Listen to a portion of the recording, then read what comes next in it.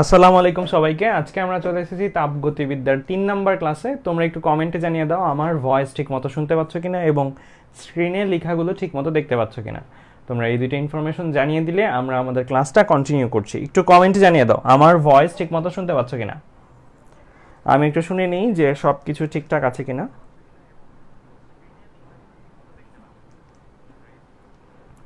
ওকে, নাফিসা, সাদাফ, জাহিন থেকে শুরু, উজ্জ্বল হোসেন, ফারহানা ইসলাম, মামুন ইসলাম, তারেক আল আশিক,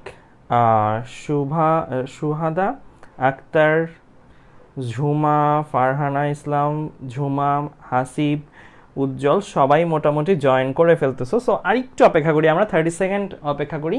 30 সেকেন্ড পরেই আমরা আমাদের ক্লাসটা শুরু করে দিচ্ছি। আজকে ক্লাসে আমরা অনেক কিছু পড়বো ইনশাল্লাহ। তোমরা সবাই খাতা কলম ক্যালকুলেটর সাথে নিয়ে রাখো, খাতা কলম ক্যালকুলেটর সাথে নিয়ে রাখো, তারপরে আমরা আমাদের ক্লাসটা শুরু করে দিচ্ছি। খাতা কলম ক্যালকুলেটর মাস্ট আজকের ক্লাসে, ঠিক আছে? আজকে কিছু বেসিক নিয়ে আলোচনা করব। গত ক্লাসে আমরা ম্যাথ পড়ছিলাম, আজকে কিছু বেসিক নিয়ে আলোচনা হবে শুরুতে। তারপরে আজকে আমরা তাপগতিবিদ্যার প্রথম সূত্র রিলেটেড কিছু কনসেপ্ট ক্লিয়ার করার চেষ্টা করব। অ্যান্ড এটা রিলেটেড ম্যাথ এই ক্লাসেও কিছু থাকবে, পরের ক্লাসটা পুরোটাই ম্যাথের উপরে হবে আশা করতেছি, তাপগতিবিদ্যার প্রথম সূত্রের উপরে। তো তোমরা আস্তে আস্তে জয়েন হয়ে যাও সবাই। দেখি ইতিমধ্যে কয়জন জয়েন করছো। এখন পর্যন্ত খুবই অল্প সংখ্যক মানুষ জয়েন করতেছো, একটু দ্রুত জয়েন করে ফেলো, তারপরে আমরা আমাদের ক্লাসটা শুরু করে দিচ্ছি। আর 10 সেকেন্ড আমি অপেক্ষা করি, ঠিক আছে? বাবলি রানী, আচার্যি, রাব্বি, তানভীর, ঝুমা, লামিয়া, সাইরা অনেকেই যুক্ত হয়েছ। সবাইকে আমার তরফ থেকে আসসালামু আলাইকুম। সবাই সালাম দিচ্ছ, সবাইকে আমার তরফ থেকে আসসালামু আলাইকুম। আচ্ছা, তাহলে চলো আজকের ক্লাসটা আমরা শুরু করতেছি। ওকে ফাইন, খেয়াল করে দেখো, গত ক্লাসে আমরা ম্যাথ করেছিলাম, রাইট? সো গত ক্লাসের ম্যাথগুলো কিসের উপরে ছিল? ম্যাথগুলো ছিল যে আমাদের যে শক্তি এবং তাপের প্রয়োগের ফলে যে শক্তির স্থানান্তরের ফলে যে উৎপন্ন তাপ হতে পারে, সেই উৎপন্ন তাপের ফলে যে তাপমাত্রার বৃদ্ধি আর অবস্থার পরিবর্তন ঘটতে পারে, সেই জিনিসগুলো নিয়ে আমরা কিছু কনসেপ্ট দেখেছি অ্যান্ড অনেকগুলো ম্যাথ প্রবলেম করেছি। আজকের ক্লাসে আমরা বেসিক্যালি শুরু করব আমাদের সিস্টেম ও পরিবেশ। আমরা তাপগতিবিদ্যার প্রথম সূত্রে ঢুকবো, ঠিক আছে? শূন্যতম সূত্র, প্রথম সূত্র, এগুলো পড়বো। সো এগুলোর আগে কয়েকটা ছোটখাটো বেসিক জানা লাগে, এই বেসিকগুলো আমি একটু ক্লিয়ার করে দিই। এখন বলে রাখি, এই স্লাইডগুলোতে যে জিনিসগুলো থাকবে এগুলো খাতায় তোলা লাগবে না, জাস্ট দেখে যাও, জাস্ট দেখে যাও। ভাইয়া যেগুলো তুলতে বলবো শুধু ওগুলোই তুলবা, সব তোলা লাগবে না। যেগুলো তুলতে বলবো সেগুলোই তুলবা, অ্যান্ড এই স্লাইডটা আমি তোমাদেরকে দিয়ে দিব। সো সিস্টেম আর পরিবেশ মহাবিশ্বের সেই ক্ষেত্র যেইটুকুর অংশের ওপর আমরা আসলে পরীক্ষা নিরীক্ষা করে থাকি, ফিজিক্সের যে এক্সপেরিমেন্ট, কেমিস্ট্রির যে এক্সপেরিমেন্ট, সেগুলো করে থাকি, সেই পোর্শনটাকে আমরা বলবো কি? সিস্টেম। সিস্টেমের বাইরে যা কিছু থাকবে সেটাকেই আমরা বলবো কি? পরিবেশ। সো আমি একটা উদাহরণ যদি দেই, ধরো সাপোজ তুমি রান্নাঘরে চা বানাচ্ছ, চা বানানোর সময় চা এর তো একটা কেটলি আছে, সেটা একটা চুলার উপরে রেখেছো, তারপরে তাপ হচ্ছে, ওখানে পানি আছে, পানির মধ্যে তুমি চায়ের পাতা দিলা বা অন্যান্য উপাদানগুলো দিচ্ছ, রাইট? এখন এই ঘটনাটার মধ্যে, চা বানানোর ঘটনাটার মধ্যে সিস্টেম কোনটা? সিস্টেম হচ্ছে তোমার যেই চায়ের কেটলির ভেতরে পানি আছে, পানির সাথে যেই উপাদানগুলো আছে, সেইটা হচ্ছে তোমার সিস্টেম। অ্যান্ড কেটলি সহ চারপাশে যা যা কিছু আছে, রান্নাঘরের যত উপাদান রয়েছে, সেই জিনিসগুলো তোমার পরিবেশের উপাদান হিসেবেই বিবেচ্য হবে। খুবই সিম্পল কনসেপ্ট, হ্যাঁ? সো সিস্টেম আবার 3 রকমের হতে পারে। এই কথাগুলো কেন দরকার, এগুলো কেন পড়াচ্ছি? এগুলো পড়ানোর কারণ হচ্ছে তোমরা যখন প্রশ্ন পাবা, সেই প্রশ্নগুলোর মধ্যে তোমার সিস্টেমের ক্যাটাগরি থাকবে, বদ্ধ সিস্টেম, বিচ্ছিন্ন সিস্টেম, এভাবে বলা থাকবে। সো বদ্ধ, বিচ্ছিন্ন এই জিনিসগুলো দেখে অ্যাকচুয়ালি আমাদের কয়েকটা সিদ্ধান্ত নিতে হবে। ম্যাথ করার ক্ষেত্রে কয়েকটা সিদ্ধান্ত নিতে হবে, আমি এটা ব্যবহার করতে পারবো কি পারবো না, এটার মান কত হবে। সো এই কারণে আমাদের অ্যাকচুয়ালি এই সিস্টেম সম্বন্ধে 3টা প্রকারভেদ জানতে হবে। সিস্টেম 3 রকমের হতে পারে, মুক্ত, বদ্ধ, বিচ্ছিন্ন। চলো আমরা ফিগারে চলে যাই, ফিগার থেকেই আমরা এই সংজ্ঞাগুলো পেয়ে যাব। সো মুক্ত সিস্টেম, বদ্ধ সিস্টেম, বিচ্ছিন্ন সিস্টেম কোনগুলা? এখানে 3টা ছবি দেখতে পাচ্ছ। প্রথম ছবিতে একটা বোতল আছে, বোতলের মধ্যে কিছু পানি আছে, রাইট? এখন এই পানিটা কি হইতে পারে? বাষ্প আকারে। আমরা জানি নর্মালি যদি বাসায় কোনো জায়গায় একটা পানি রেখে দিই, তাহলে সেই পানিটা আস্তে আস্তে কি হয়? আস্তে আস্তে ইভাপোরেশন অর্থাৎ বাষ্পীভবনের মাধ্যমে বাষ্প পরিণত হয়, আর পাত্রটা আস্তে আস্তে কি হয়ে যায়? শুকনা হয়ে যায়, রাইট? আচ্ছা, তাহলে এখানে যে পানিটা রাখছো, এই পানিটা থেকে দ্যাট মিনস বাষ্পীভবন প্রক্রিয়ায় আমার কি হতে পারে? বাষ্পগুলা উপরে চলে যেতে পারে। আবার এমন হতে পারে রুমে যদি অনেক আর্দ্রতা থাকে, রুমে অনেক বাষ্প, সেইখান থেকেও কিন্তু কিছু বাষ্প কি হইতে পারে? এটার ভেতরে আসতে পারে। তার মানে বাষ্প রূপে এই পানিটা ভর কি বাড়তেও পারে, কমতেও পারে সময়ের সাথে সাথে, তাই না? তাহলে ভর আদান প্রদান হচ্ছে কি হচ্ছে না? উত্তর হচ্ছে হচ্ছে, এই প্রথম ফিগারটাতে। এখন এটাতে যদি তুমি তাপ দাও, গরম করো, গরম করলে কি হবে? এটা গরম হবে। আবার তুমি যদি এটাকে ফ্রিজে রাখো, ফ্রিজে রাখলে কি হবে? এটা ঠান্ডা হবে। তার মানে এটার তাপ গ্রহণও করতে পারে, আবার তাপ ছেড়েও দিতে পারে। তাহলে তাপ কি? শক্তি। তার মানে এই যে অবস্থাটা, এই সিস্টেমটার মধ্যে আমার পানিটা হচ্ছে সিস্টেম, এটা ভরগতভাবে কি হইতে পারে? আদান প্রদান হইতে পারে পরিবেশের সাথে, আবার পরিবেশ থেকে কি সে শক্তিও আদান প্রদান করতে পারে। তাহলে ভর আর শক্তি দুইটাই যদি স্থানান্তর সম্ভব হয়, তাহলে সেই সিস্টেমকে আমরা বলবো মুক্ত সিস্টেম। তার মানে আমার এই ফিগারটাই এটা হচ্ছে মুক্ত সিস্টেম, ওপেন সিস্টেম। এবার আসি বদ্ধ সিস্টেম। বদ্ধ সিস্টেম কোনটা? এইটার সাথে এটা তফাৎ কি? একটা ছিপি দিয়ে লাগানো। ছিপি দিয়ে লাগানো হলে পার্থক্যটা কোথায়? এখন এটা সিলড হয়ে যাওয়ায় এটা থেকে কি আর বাষ্প বাইরে বেরোতে পারবে বা বাইরে থেকে বাষ্প ভেতরে আসতে পারবে না।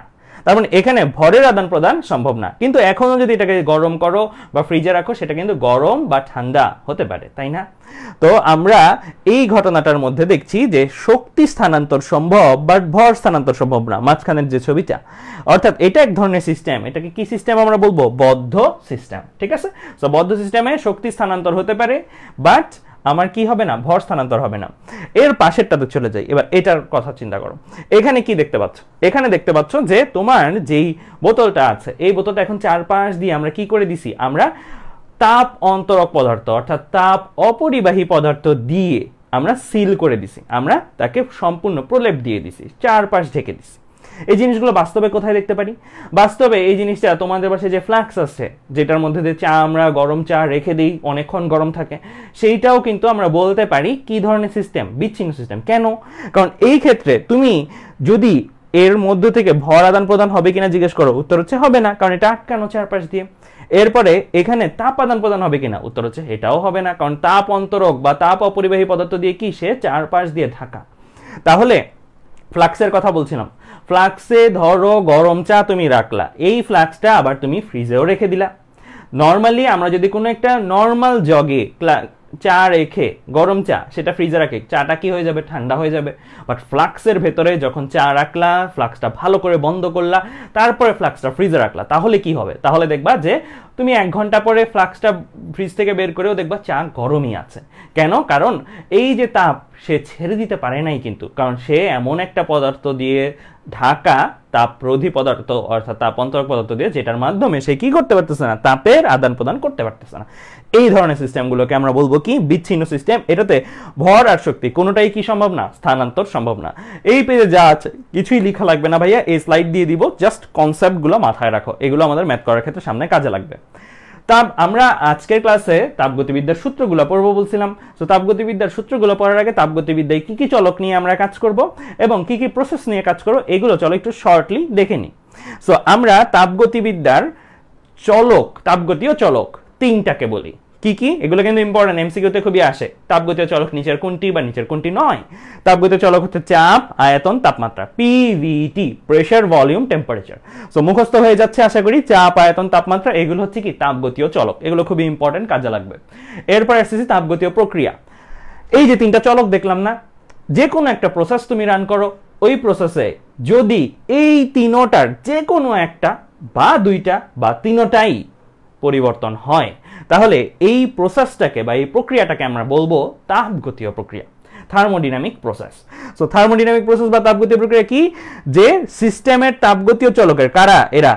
এদের যে কোনো একটির পরিবর্তন হলে ওই প্রক্রিয়াটাকে আমরা বলবো কি? তাপগতীয় প্রক্রিয়া। ধরো যে কোনো একটা জিনিস করলা, করে দেখলা ওই সিস্টেমটার কি হয়েছে? চাপ পরিবর্তন হয়েছে, বা ওই সিস্টেমটার কি হয়েছে? আয়তন পরিবর্তন হয়েছে, বা তাপমাত্রা পরিবর্তন হয়েছে। যে কোনো একটা পরিবর্তন হলেই ওইটাকে আমরা কি বলতে পারি? তাপগতীয় প্রক্রিয়া বলতে পারি। তাপগতীয় প্রক্রিয়াকে আমরা 4টা ভাগে ভাগ করতে পারি। তাপগতীয় প্রক্রিয়াকে 4টা ভাগে ভাগ করতে পারি। 4টা ভাগ কি কি? 4টা ভাগ হচ্ছে আমার সমচাপ তাপগতীয় প্রক্রিয়া, সমায়তন তাপগতীয় প্রক্রিয়া, সমষ্ণ তাপগতীয় প্রক্রিয়া, রুদ্ধতাপীয় তাপগতীয় প্রক্রিয়া। চলক ছিল 3টা, প্রক্রিয়া কয়টা? 4টা। সমচাপ তাপগতীয় প্রক্রিয়া, এটা কি বোঝাচ্ছে? নামের মধ্যেই জিনিসটা লুকানো। চাপ সমান, অর্থাৎ চাপের পরিমাণ কি হবে না? বাড়বেও না, কমবেও না। অর্থাৎ আমরা জানি তাপগতীয় প্রক্রিয়ায় যে কোনো 3টার মধ্যে যে কোনো একটার পরিবর্তন হইতে হবে।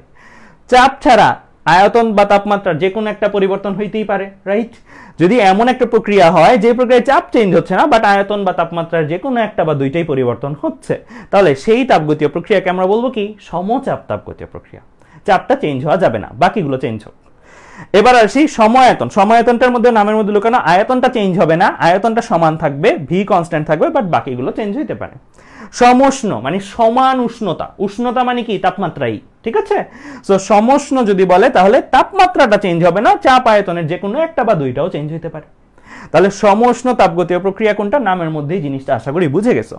রুদ্ধতাপীয় তাপগতীয় প্রক্রিয়া, রুদ্ধ তাপ মানে তাপটা রুদ্ধ মানে আটকানো, তাপ আটকানো মানে এটাতে কিউ কনস্ট্যান্ট, তাপ কনস্ট্যান্ট। আমি প্রথম ক্লাসেই তোমাদের তাপ আর তাপমাত্রার মধ্যে তফাৎ বুঝিয়েছি। সো এটা ছিল তাপমাত্রা কনস্ট্যান্ট আর এটা কি তাপ কনস্ট্যান্ট, ঠিক আছে। তাহলে আমরা আশা করি এই চারটা প্রসেস পুরোটাই বুঝে গেছি। তো এগুলো সঙ্গে আসতে পারবে না, খুবই সিম্পল। বলবা যে সমচাপ তাপগতীয় প্রক্রিয়া কাকে বলে, যে তাপগতীয় প্রক্রিয়ায় চাপের মান সমান থাকবে বা চাপ ধ্রুবক থাকবে, সেই তাপগতীয় প্রক্রিয়াকে আমরা বলবো সমচাপ তাপগতীয় প্রক্রিয়া। কেমন? আচ্ছা, তাহলে এবার চলো আমরা চলে যাই আমাদের এর পরে একটা অংশ। আমরা আয়তন পরিবর্তনে কৃত কাজ, এই যে এখানে একটা ধরো সিস্টেম আছে, এই জায়গাটা আমি একটু ফিগারটা এক্সপ্লেন করি, তারপরে আমরা বাকি আলোচনায় আসতেছি। এখানে খেয়াল করো, এই যে এইখানে তোমরা কি দেখতে পাচ্ছ, একটা বক্স দেখতে পাচ্ছ বা একটা চেম্বার দেখতে পাচ্ছ। এই চেম্বারটার এই জায়গায় একটা কি আছে, একটা পিস্টন। এটা উঠতেও পারে নামতেও পারে, মাথায় রাখবে এখানে কিন্তু দুইটা পিস্টন না, একটা পিস্টন। এটা পিস্টনের বর্তমান আগের অবস্থা আর এটা পিস্টনের বর্তমান অবস্থা, অর্থাৎ এটাই কি হয়েছে, প্রসারিত হয়ে এই জায়গায় গেছে। মানে আগে ছিল জিনিসটা এইরকম, পরে এটা কি সামনে সরে গেছে, সরে যে এই জায়গায় চলে আসছে। কেন সরে গেছে? অবশ্যই এখান দিয়ে তাকে কি করছে, একজন ধাক্কা দিচ্ছে। ধাক্কা দেওয়ার ফলে সে এই জায়গা থেকে সরে কোথায় আসছে, এই জায়গায় চলে আসছে। কেমন? তাহলে এই যে ধাক্কা বা বল দেওয়া হয়েছে, এই বলটা কে দিছে? বলটা দিছে আমার এই চেম্বারের মধ্যে। সাপোজ কথার কথা, এখানেই সাপোজ কি আছে, এখানেই আমার গ্যাস আছে, এখানে আমার গ্যাস আছে, যে কোনো গ্যাস হইতে পারে, আমার কার্বন ডাইঅক্সাইড গ্যাস না অক্সিজেন গ্যাস, যে কোনো গ্যাস হইতে পারে। তো এই যে গ্যাসটা, এই গ্যাসে ধরো সাপোজ আমি তাপ দিলাম বা কিছু একটা করলাম। আমরা জানি তাপ দিলে গ্যাসটা কি হইতে চায়, প্রসারিত হইতে চায়, চারপাশে ছোটাছুটি করে, অণুগুলো চারপাশে কি করে, ছোটাছুটি করে। চারপাশে যদি সে ছোটাছুটি করে তাহলে কি এই যে পিস্টনটার গায়েও একটা অণু এসে ধাক্কা মারবে, এখানে অনেকগুলো অণু কি করবে, ধাক্কা দিবে। তো যেই ধাক্কা বলটা দিচ্ছে সেটাকে আমরা বলতেছি কি, এফ বল। আর এই ধাক্কা বলটা কোথা থেকে আসতেছে, আমি তাকে কি করছি, তাপ দিছি বা কোনোভাবে তাকে প্রসারিত করছে। প্রসারিত হলে তার মধ্যে কি হবে, একটা চাপাচাপি ক্রিয়েট হবে, একটা চাপ তৈরি হবে না, চারপাশে সে ধাক্কা দিচ্ছে, চারপাশে সে সরে যেতে যাচ্ছে। সো এই যে চাপটার কারণে কি তৈরি হয়েছে, বলটা তৈরি হয়েছে কিন্তু, তাই না? সো আমরা অলরেডি 9-10 এ সবাই আশা করি আজকের ক্লাস যারা যারা এই দেখতেছি আমরা সবাই আশা করি এই ফর্মুলাটা পড়ছি, P = F/A। P কি ছিল, চাপ, F কি বল, আর এ কি ক্ষেত্রফল, যেই ক্ষেত্রফলের উপরে চাপ প্রযুক্ত হয় লম্বভাবে, তাই না? 9-10 এটা পড়ছো তোমরা। এইটা থেকেই কিন্তু এই জিনিসটা লেখা, F = কি PA, এটা থেকেই এই জিনিসটা লেখা, F = কি PA, রাইট? তাহলে এইখানে চাপের দরুন যেই বলটা আমার পিস্টনের উপর ধাক্কা দিবে, সেই বলটাকে আমরা বলতেছি কি F = PA। এখন এফ বলে তো ধাক্কা দিবে, বুঝলাম, ভালো কথা। ধাক্কা দিলে পিস্টনটা যেহেতু নরনক্ষম, এটা যেহেতু নড়তে পারে, এটা এইখান থেকে সরে কই চলে আসছে, এখানে চলে আসছে। কতটুকু পরিমাণ সে সরে গেছে, dx পরিমাণ সে সরে গেছে। ধাক্কা খেয়ে পিস্টনটা dx পরিমাণ সামনের দিকে সরে গেছে। এখন বলতে পারো dx কেন ভাইয়া? dx কি একটা দূরত্ব, রাইট? ক্ষুদ্রাতি ক্ষুদ্র ছোট দূরত্ব। এখন বলতে পারো এই দূরত্বটা dx কেন বলতেছি, আমরা নর্মালি x বললাম না কেন? কারণ dxটা অনেকেই বলি যেটা লিমিট টেন্ডস টু 0, অর্থাৎ শূন্যের কাছাকাছি একটা দূরত্ব। আর এটাকে আমি এইভাবে বলতে পছন্দ করি, dx হচ্ছে ওই পরিমাণের দূরত্ব যেতটুকু দূরত্ব জুড়ে বলের মানটা কি একটা সুনির্দিষ্ট মান ছিল। মানে ভাইয়া যেটা বোঝাচ্ছি, এই যে এখান থেকে তো সে খট করে ওইদিকে চলে যায়নি, এখান থেকে সে প্রথমে এইদিকে গেছে, তারপরে সে এইদিকে গেছে, তারপরে সে এইদিকে গেছে, তারপরে সে এইদিকে গেছে, রাইট? তাই তো আস্তে আস্তে সে ওইদিকে গেছে। তো এই যে আস্তে আস্তে গেল, এই যাওয়ার মুহূর্তে প্রত্যেকটা মুহূর্তে সে ডান দিকে কত বল অনুভব করছে, এফ বল অনুভব করছে। কিন্তু বাস্তবে কিন্তু এই জিনিসটা অ্যাচিভ করা খুবই কঠিন। একটা সমান বলই যে ধাক্কা দিতে থাকবে, একটা সমান চাপই যে সে দিতে থাকবে, তা কিন্তু না। আস্তে আস্তে চাপের মান কি হতে পারে, বাড়তে পারে, কমতে পারে। বিশেষ করে যখন প্রসারিত হবে তখন তুমি নিজেই চিন্তা করে দেখো, একটা গ্যাস এখানে যেই চাপটা জেনারেট করতেছে, একটু যখন প্রসারিত হয়ে গেছে তখন কি তার চাপটা একটু হলেও রিলিজ হয়ে যাবে না? রুমে একটা তোমার রুমে ধরো সাপোজ 20 জন একসাথে দাঁড়াইলে রুমের সারাটা ফ্লোর ভরে যায়, মানে প্রত্যেকটা মানুষ দাঁড়ায় থাকলে 20 জন দাঁড়ানো যায়। এখন চাপাচাপি হচ্ছে সবার মধ্যে। যদি এমন হয় যে দেয়ালগুলো চারপাশে সরতে পারে, দেওয়ালগুলো তাহলে তোমার রুমের দেওয়ালটা যখন 20 জন দাঁড়ায় আছে তখন তো চাপাচাপি, যদি দেওয়ালগুলো একটু চারপাশে সরে যায়, সরে গেলে চাপাচাপিটা একটু কমে যাবে না, চাপের পরিমাণটা একটু কমে যাবে কিন্তু। তার মানে প্রসারণের সাথে সাথে এই বল তথা এই চাপের মানটা কিন্তু কি হইতে পারে, কিছুটা কমে যেতে পারে, তাই না? আবার নতুন করে আরো 20 জনের জায়গায় 22 জন 24 জন দিলে তখন আবার কি সমানভাবে থাকতেও পারে, রাইট? দুইটা ঘটনাই ঘটতে পারে, চাপ সমান থাকতেও পারে, নাও থাকতে পারে। আমি বলছি যে যদি চাপ সমান নাও থাকে কিন্তু অল্প পরিমাণ, ধরো সাপোজ তোমার দেওয়ালটা সামান্য একটু বাড়াইলে তোমাদের কাছে কিন্তু মনেই হবে না যে চাপ কিছুটা কমছে। ধরো রুমে 20 জন দাঁড়ায় আসো, সবাই চাপাচাপি করতেছো, ঠিক আছে? কোভিড ভ্যাকসিনের ধরো লাইন সিরিয়াল এত বড়, হ্যাঁ, সো সবাই চাপাচাপির মধ্যে আছো। এখন একটু করে রুমের আয়তন বাড়ানো হয়েছে, ছোট্ট করে চারপাশ থেকে অল্প অল্প অল্প অল্প করে সরে গেল দেওয়ালগুলো, একটু জায়গা দিল, তাহলে তোমাদের অনুভবই নাও হইতে পারে, শূন্যের কাছাকাছি পরিমাণ সরে গেলে অনুভব নাই হইতে পারে যে আসলে বাড়ছে। তাই আমরা এটাকে ক্ষুদ্র দূরত্বই নেই, কারণ ক্ষুদ্র দূরত্ব নিলে ওই পর্যন্ত বলের যে চেঞ্জ বা চাপের যে চেঞ্জ ওইটা এতটাও বেশি না যেটা আমরা কাউন্ট করতে পারি, বা ওইটা কি যেই চেঞ্জটা হয় চেঞ্জটা আমরা নেগলেক্ট করি, ইগনোর করি। তাই আমরা dx বা ক্ষুদ্র দূরত্বের জন্য জিনিসটা নিই। ক্ষুদ্র দূরত্বের জন্য নিলে আমরা বলতে পারি কি, যেই বলটা দেওয়া ছিল এই ক্ষুদ্র দূরত্ব যাবৎ সরার সময় যেই বলটা প্রযুক্ত ছিল পিস্টনের উপর, সেই বলের মানটা কি, ধ্রুবক মান। Okay fine. তাহলে এই জায়গাটার মধ্যে যদি বলে কৃত কাজ বের করো, তোমরা সবাই জানো ছোটবেলা থেকেই কৃত কাজের ফর্মুলা কি, w = fx, 9-10 পড়ছো। বল যেদিকে সেদিকেই যদি সরণ ঘটে তাহলে w = fx। তাহলে এই জায়গায় কৃত কাজটা আমি কত বলবো, এই জায়গায় কৃত কাজটাকে যেহেতু সরণই হয়েছে খুবই অল্প, তাই কৃত কাজটাকে আমি বলছি ক্ষুদ্রাতি ক্ষুদ্র কৃত কাজ dw = কি f dx। এই ফর্মুলাটাই কিন্তু ভাইয়া লিখছি, এই ফর্মুলাটাই এখানে লিখছি, জাস্ট ক্ষুদ্র দূরত্ব যেহেতু সরছে তাই ক্ষুদ্র কাজই হয়েছে, এটাই লিখছে। কেমন? তাহলে এই জায়গা থেকে এই জায়গায় সরে যাওয়ার সময় কৃত কাজটা কত আমরা পেয়ে গেছি না? পেয়ে গেছি। আমাদের এই জায়গায় এই পেজটাতে কি শিক্ষা টার্গেট ছিল? আয়তন পরিবর্তনে কৃত কাজ শিক্ষা টার্গেট ছিল, আমরা করে ফেলছি। তাহলে এখন থেকে তোমাকে যদি বলে আয়তন পরিবর্তনের কৃত কাজ কত, তাহলে মেইন ফর্মুলা হচ্ছে dw = কি f dx, তাই না? আবার f কে কি দিয়ে লেখা যায়, f কে যদি চেঞ্জ করতে চাই, যে f এর বদলে কি লিখতে পারবো, pa লিখতে পারবো না, pa লিখতে পারবো। তাহলে f এর জায়গায় লিখলাম pa dx, এই জিনিসটা লিখলাম, হ্যাঁ, pa dx।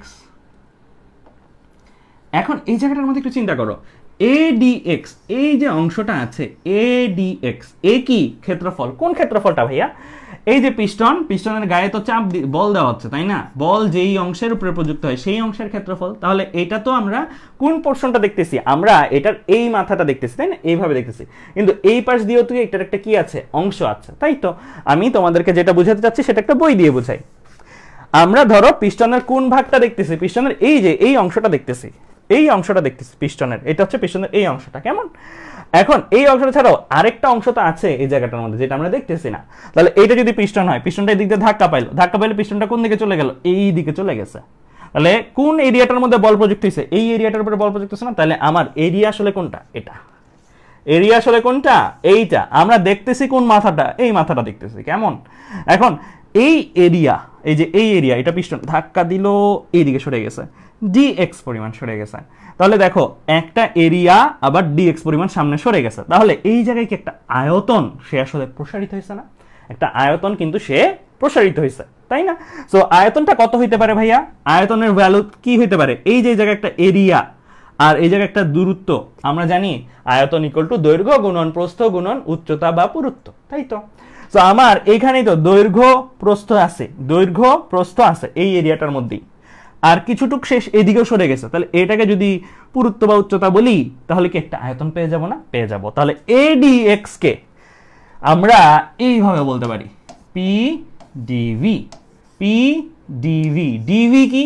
dv হচ্ছে change in velocity, change in volume, capital V, ছোট হাতের ভি না, ভেলোসিটি না, এটা ক্যাপিটাল ভি অর্থাৎ ভলিউম। অর্থাৎ এই dv অংশটা হচ্ছে আমার আয়তনের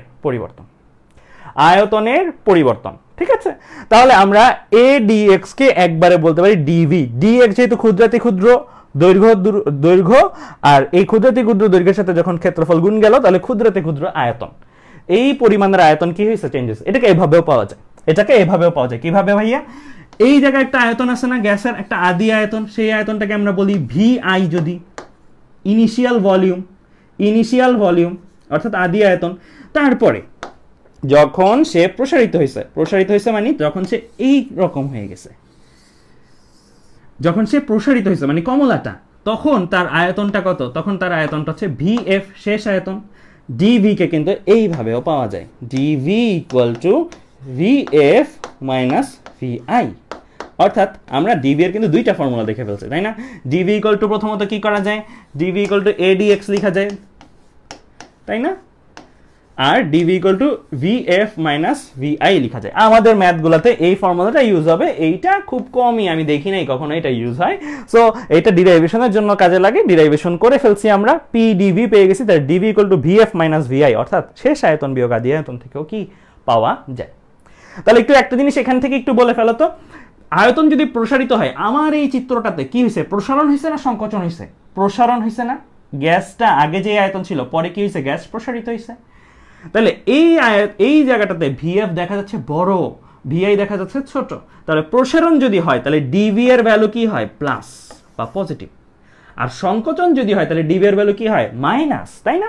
তাহলে এই যে এটা কিন্তু আমরা একটা কনক্লুশন লিখে ফেলতে পারি, এই জিনিসগুলো আমাদের কাজে লাগবে ম্যাথের ক্ষেত্রে। So DV equal to plus যদি হয়, প্লাস হলে আমরা বলবো এটা কি ঘটনা? এটা প্রসারণ। আর মাইনাস যদি হয়, মাইনাস হলে আমরা কি বলবো? এটা সংকোচন। ডিভি এর ভ্যালু যদি প্লাস আসে তাহলে প্রসারণ, ডিভি এর ভ্যালু যদি মাইনাস আসে তাহলে সংকোচন। ঠিক আছে? তাহলে আমরা এই জিনিসগুলা আমাদের ম্যাথ করার ক্ষেত্রে কাজে লাগাবো কিন্তু। ঠিক আছে?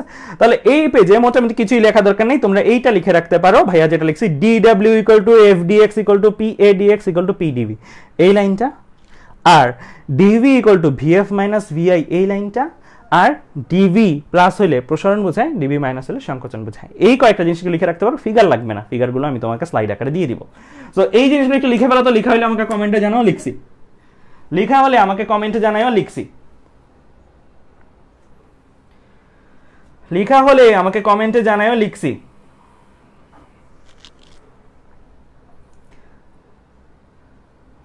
ওকে, লিখা হলে আমাকে বললো, লিখছি। দ্রুত দ্রুত দ্রুত লিখতে হবে ভাইয়া, কারণ আমাদের অনেক কিছু পড়তে হবে। ওকে, তানভীর তানহা বলছো ডান, মাহজামিন মাহি বলছো ডান, আসিফ আলিফ আদনান খান বলছো স্যার কনসেপ্ট বুঝি কিন্তু ম্যাথ করার সময়। আচ্ছা, আমাদের ক্লাসগুলো করার পরে ম্যাথ করার সময় ম্যাথগুলো যদি আমার সাথে সাথে করো, এরপরে কনসেপ্ট তোমার আপনা আপনি দেখবা যে সবগুলো কাজে কিভাবে লাগাতে হয় সেই জিনিসগুলো শিখে যাবা। আশা করি এই চ্যাপ্টারটা তোমরা একটু ধৈর্য নিয়ে আমার সাথে যদি করো তাহলে দেখবা অনেক সুন্দর করে হয়ে যাচ্ছে। আর আরেকটা জিনিস আমাকে একটু বলো তো, আজকের ক্লাসটা একটু লম্বা করলে তোমাদের কোনো সমস্যা আছে কিনা? আজকের ক্লাসে যদি ভাইয়া একটু লম্বা করি তোমাদের কোনো সমস্যা আছে কিনা? তোমাদের এনার্জি আছে কিনা? খাওয়া দাওয়া করছো কিনা? একটু জানাও। যদি তোমরা চাও তাহলে আজকে আমি একটু বড় লম্বা ক্লাস নিতে পারি, লম্বা ক্লাস নিয়ে তোমাদের অনেকটা শেষ করাই দিতে পারি। ঠিক আছে? তোমরা একটু জানাও আমাকে, যেহেতু আমি সপ্তাহে একটা করে ক্লাস পাচ্ছি। সো তোমরা চাইলে আমি আজকের ক্লাসটা লম্বা করতে পারি, 2 ঘন্টা 15 মিনিট করতে পারি। ওকে, তাহলে অনেকেই লিখে ফেলছো। ওকে ফাইন, তাহলে এবার আমি চলে আসি আমাদের এর পরে। আচ্ছা, তাহলে আমরা এখন যদি আমাদের আলোচনাটার সামারিটা নিই, এই পেজে আমরা শিখছি যে কৃত কাজ, গ্যাসের আয়তন প্রসারণে কৃত কাজের ফর্মুলা শিখছি আমরা। ফর্মুলাটা কি? DW equal to F P DV, এভাবে লিখি। এইটা আমরা একটা ফর্মুলা শিখছি, তাই না? আচ্ছা, এই ফর্মুলাটা আমরা এখন পর্যন্ত শিখছি। তাহলে আমরা জানি যে যদি আমাদের এই আলোচনাটাতে বলের মানটা কি চেঞ্জ ছিল নাকি বলের মানটা চেঞ্জ ছিল না? বলের মানটা একই ছিল, তাই তো? আমাদের এই আলোচনায় বল কি ছিল? ধ্রুবক ছিল। বল ধ্রুবক থাকলে, এটাতে বলের জায়গায় স্ল্যাশ দিয়ে চাপও লিখে রাখতে পারো, চাপ ধ্রুবক থাকলে। ঠিক আছে? বল বা চাপ ধ্রুবক থাকলে কৃত কাজের ফর্মুলাটা আমরা পাইছি, আমরা এইটা পাইছি, DW equal to P DV, PDV. Okay fine. যদি না থাকে ধ্রুবক, যদি ধ্রুবক না থাকে, সাপোজ কথার কথা এই জায়গাটার মধ্যেই, এরপরে পিছনটাকে টাইনে টাইনে টাইনে টাইনে টাইনে টাইনে এই জায়গায় নিয়ে গেছে, পিছনটা পর এই জায়গায় চলে আসছে, এই যে আরো বেশি প্রসারিত হয়েছে। এখানে ধরো আরেকটা বল এফ প্রাইম, এখানে ধরো আরেকটা বল এফ ডাবল প্রাইম, মানে এক একটা মুহূর্তে এক এক রকমের বল কাজ করছে। হ্যাঁ, এফ ট্রিপল প্রাইম, এক একটা মুহূর্তে এক এক রকমের বল কাজ করছে। পরে পিছনটা আমার কোথায় চলে আসছে? পিছনটা আমার এই দিকে চলে আসছে। তাহলে এই ঘটনাটাতে এখন এক্সটেন্ডেড যে ঘটনাটা, বলের মান যদি চেঞ্জ হয়, অর্থাৎ চাপ বা বল, খেয়াল করে দেখো এখানে চাপের মান আর বলের মান দুইটাই ক্ষেত্রফলের মান তো চেঞ্জ হবে না পিস্টনের, তাই না? তো চাপ ধ্রুবক থাকলেই বল ধ্রুবক থাকে, তাই চাপ বা স্ল্যাশ বল লিখছে। এখন আমার সেকেন্ড কেস, চাপ বা বল যদি ধ্রুবক না থাকে, চাপ বা বল ধ্রুবক না থাকলে তখন কৃতকাজ কেমনে বের করব? তখন কৃতকাজ W কিভাবে বের করব? তখন কৃতকাজ W বের করার জন্য যারা যারা কাজশক্তি ক্ষমতা অধ্যায়ে পড়ছো তারা হয়তো জানো যে যদি বল বা ধ্রুব বল দ্বারা কৃতকাজ না হয়, পরিবর্তনশীল বল দ্বারা কৃতকাজ হয়, তখন কৃতকাজের ফর্মুলা হচ্ছে W = integration of F dx। এই জিনিসটা যারা ভালো করে বুঝো না তারা আমার বেসিক ক্লাস ইউটিউবে আছে, সবগুলো ফ্রি আকারেই আছে। সো বেসিক ক্লাসে তোমরা দেখে নিতে পারো যে এই জিনিসটা কেন কিভাবে, ঠিক আছে? সো কৃতকাজ = ইন্টিগ্রেশন অফ F dx, এটা কখন ব্যবহার করি ভাইয়া? এইটা ব্যবহার করি ইন্টিগ্রেশনের সাহায্য নেই কখন? যখন আমরা বলের মানটা পরিবর্তনশীল পাই। যেমন আমার এই ঘটনাটা, বলের মানটা চেঞ্জ হচ্ছে। এখন বলতে পারো ভাই ইন্টিগ্রেশন কেন? ইন্টিগ্রেশন জিনিসটা আসলে করে কি, ছোট করে একটু বলে দিই। ইন্টিগ্রেশন জিনিসটা বেসিক্যালি আমরা ম্যানুয়ালি করতে গেলে ইন্টিগ্রেশনের সাহায্য নিব না। ধরো ইন্টিগ্রেশনের সাহায্য নিব না, তার ম্যানুয়ালি আমরা এই কৃতকাজটা বের করব। তাহলে আমাদের করণীয় কি ছিল? আমাদের করণীয় ছিল যে এই অংশের জন্য কৃতকাজ বের করো একবার, F প্রাইমের জন্য কৃতকাজ বের করো একবার, F ডবল প্রাইমের জন্য কৃতকাজ বের করো একবার, F ট্রিপল প্রাইমের জন্য কৃতকাজ বের করো একবার, তারপরে সবগুলারে যোগ করো, সবগুলারে যোগ করো। যোগ করলে এই অংশের কৃতকাজ যোগ এই অংশের কৃতকাজ যোগ এই অংশের কৃতকাজ যোগ এই অংশের কৃতকাজ, এখানে একটা ক্ষুদ্র সরণ, এখানে একটা ক্ষুদ্র সরণ, এখানে একটা ক্ষুদ্র সরণ, এখানে একটা ক্ষুদ্র সরণ। যদি এই কৃতকাজগুলোকে যোগ করো তাহলেই কিন্তু তোমার কি চলে আসে? মোট কাজটা চলে আসে। এটা হচ্ছে আমাদের ম্যানুয়ালি করলে। ম্যানুয়ালি করলে আমরা এক একটা বলের জন্য আলাদা আলাদা করে কৃতকাজ বের করতাম। আমার কাজশক্তি ক্ষমতার প্লেলিস্টটা দেখলে সব ক্লিয়ার হয়ে যাবে এই জায়গায়। তো ম্যানুয়ালি কৃতকাজটা বের করলে আমরা কি করতাম? ক্ষুদ্রাতি ক্ষুদ্র সরণের জন্য কৃতকাজ বের করে দেন যোগ করতাম। কিন্তু খেয়াল করে দেখো আমাদের আলোচনায় তো এখানে তো মাত্র একটা বল, দুইটা বল, তিনটা বল, চারটা বল, মানে 4 রকমের বল ছিল। কিন্তু আমরা যদি খুবই সূক্ষ্মভাবে চিন্তা করি তাহলে কিন্তু দেখা যাবে যে এইখানেই 100টা বল, কারণ অনেক ছোট ছোট ছোট ছোট ভাগে ভাগ করা যায়। তো dx টা তো আমরা এখানে এত বড় একটা দূরত্ব দিচ্ছি, কিন্তু dx যদি শূন্যের কাছাকাছি দূরত্ব দিই, এতটুকু dx, এতটুকু dx, এতটুকু, অনেকগুলো বল হয়ে যাবে, অনেকগুলো ভাগ হয়ে যাবে, যেগুলো আলাদা আলাদা করে বের করে যোগ করাটা খুবই ডিফিকাল্ট। আর এই কাজটাই আমরা কার উপরে চাপাই দিই? আমাদের ইন্টিগ্রেশন। ইন্টিগ্রেশন হচ্ছে আমাদের জন্য একটা টুল, যেই টুলটা আমাকে সাহায্য করে যে তুমি যে কাজটা করতা ওইটাই আমি তোমার স্মার্ট ভাবে করে দিব, ওইটাই আমি আমাকে ইকুয়েশন প্রোভাইড করে আমি স্মার্ট ভাবে করে দিব। এই যে এই কাজটারই দায়িত্ব নেয় কে? ইন্টিগ্রেশন, এই পুরো কাজটা। সো আমরা আপাতত এতটুকটা কনক্লুশন মেনে নিই, কিন্তু এটা অ্যাকচুয়ালি কিভাবে আসছে এটা জানতে চাইলে আমার কাজশক্তি ক্ষমতা প্লেলিস্ট দেখলেই ক্লিয়ার হয়ে যাবে। তাহলে আমরা এই জায়গায় ফর্মুলাটা লিখলে কি লিখতে পারবো? ইন্টিগ্রেশন অফ P dv, কারণ আমরা f dx টা কি মনে আছে? পাল্টায় কি লিখছিলাম? p dv লিখছিলাম, তাই না? সো আমরা এই x dx এর জায়গায়, f dx এর জায়গায় p dv আবার কি করছি? বসাই দিছি। তাহলে এইটা একটা ফর্মুলা ভাইয়া লিখে রাখো, এগুলো খুব কাজে লাগবে। এন্ড ইন্টিগ্রেশন যদি আজকের ক্লাসে কেউ নাও পারো কোনো সমস্যা নেই, ভাইয়া ক্যালকুলেটর একটা চিটিং পদ্ধতি, চোরা পদ্ধতি দেখাই দিব। এন্ড ওই পদ্ধতিতে তোমরা কিন্তু এই জিনিসগুলা ইন্টিগ্রেশন না পারলেও এই ম্যাথগুলো সলভ করতে পারবা। খালি মাথায় রাখতে হবে এটা কখন? এটা যদি চাপ বা বল ধ্রুবক না থাকলে এই ফর্মুলা ইউজ করব, চাপ বা বল ধ্রুবক থাকলে এই ফর্মুলা ইউজ করব। একটু লিখে রাখো ভাইয়া, একটু লিখে রাখো, 10 সেকেন্ড সময় একটু লিখে রাখো, 10 সেকেন্ড সময় একটু লিখে রাখো।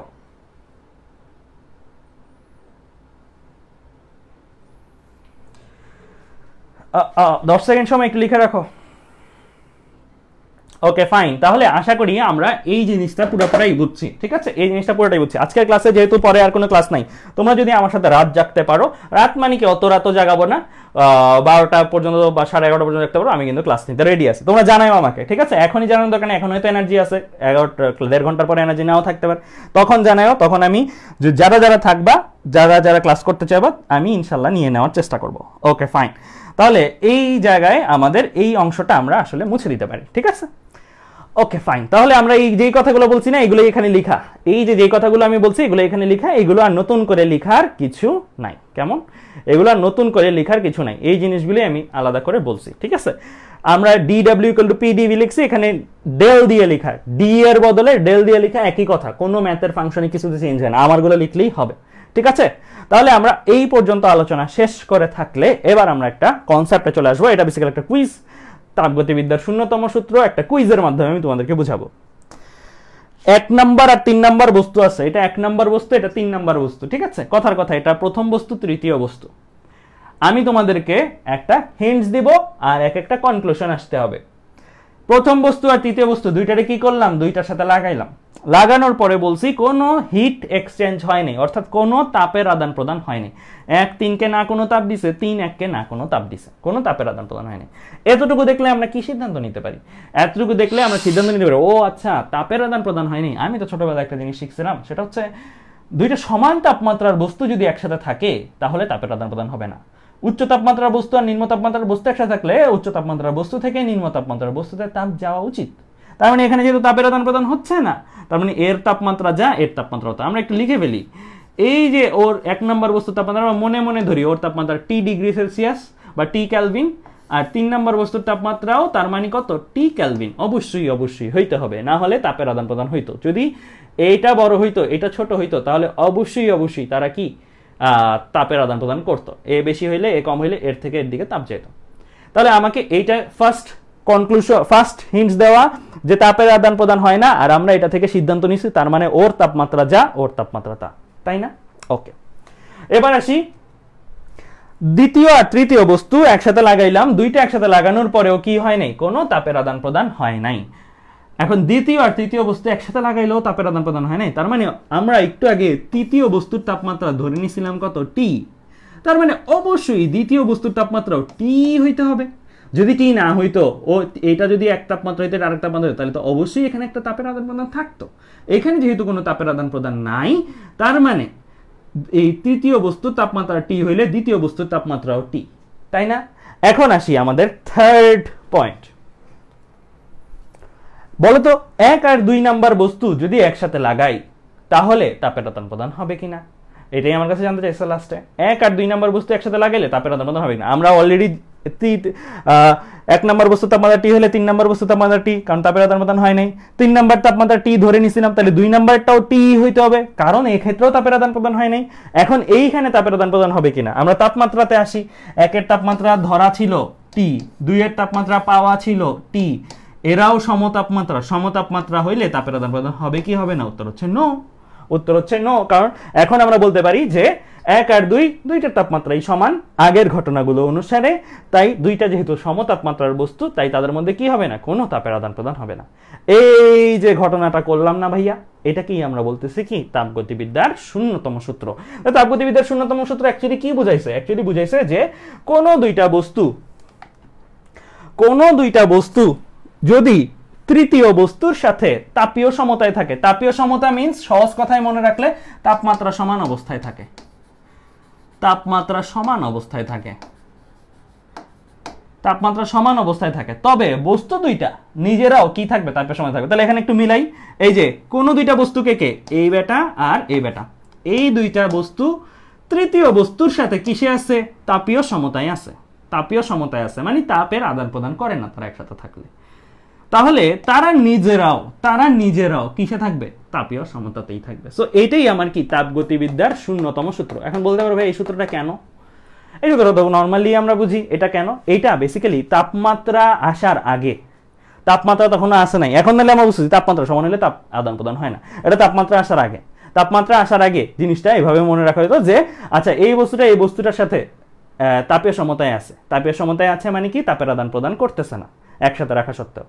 আবার এই বস্তুটা আরেকটা বস্তুর সাথে রাখলেও তাপের আদান প্রদান করতেছে না, তার মানে যেই দুইটা বস্তু ছিল ওই দুইটা বস্তুকে একসাথে রাখলে ওরাও তাপের আদান প্রদান করবে না। সো আমরা তাপমাত্রা দিয়ে জিনিসটা যেমন ইজিলি বুঝি, কারণ তাপমাত্রা পরে আসছে, তাপমাত্রা আসার আগে এইটাই একটা সূত্র ছিল, ঠিক আছে?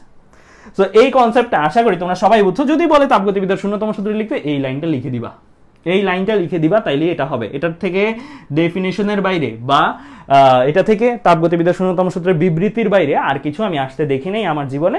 সো আশা করতেছি তোমাদের সময়ও আর কিছু আসবে না, ঠিক আছে? তাহলে তাপগতিবিদ্যার শূন্যতম সূত্র আসলে এটা লিখে দিবা।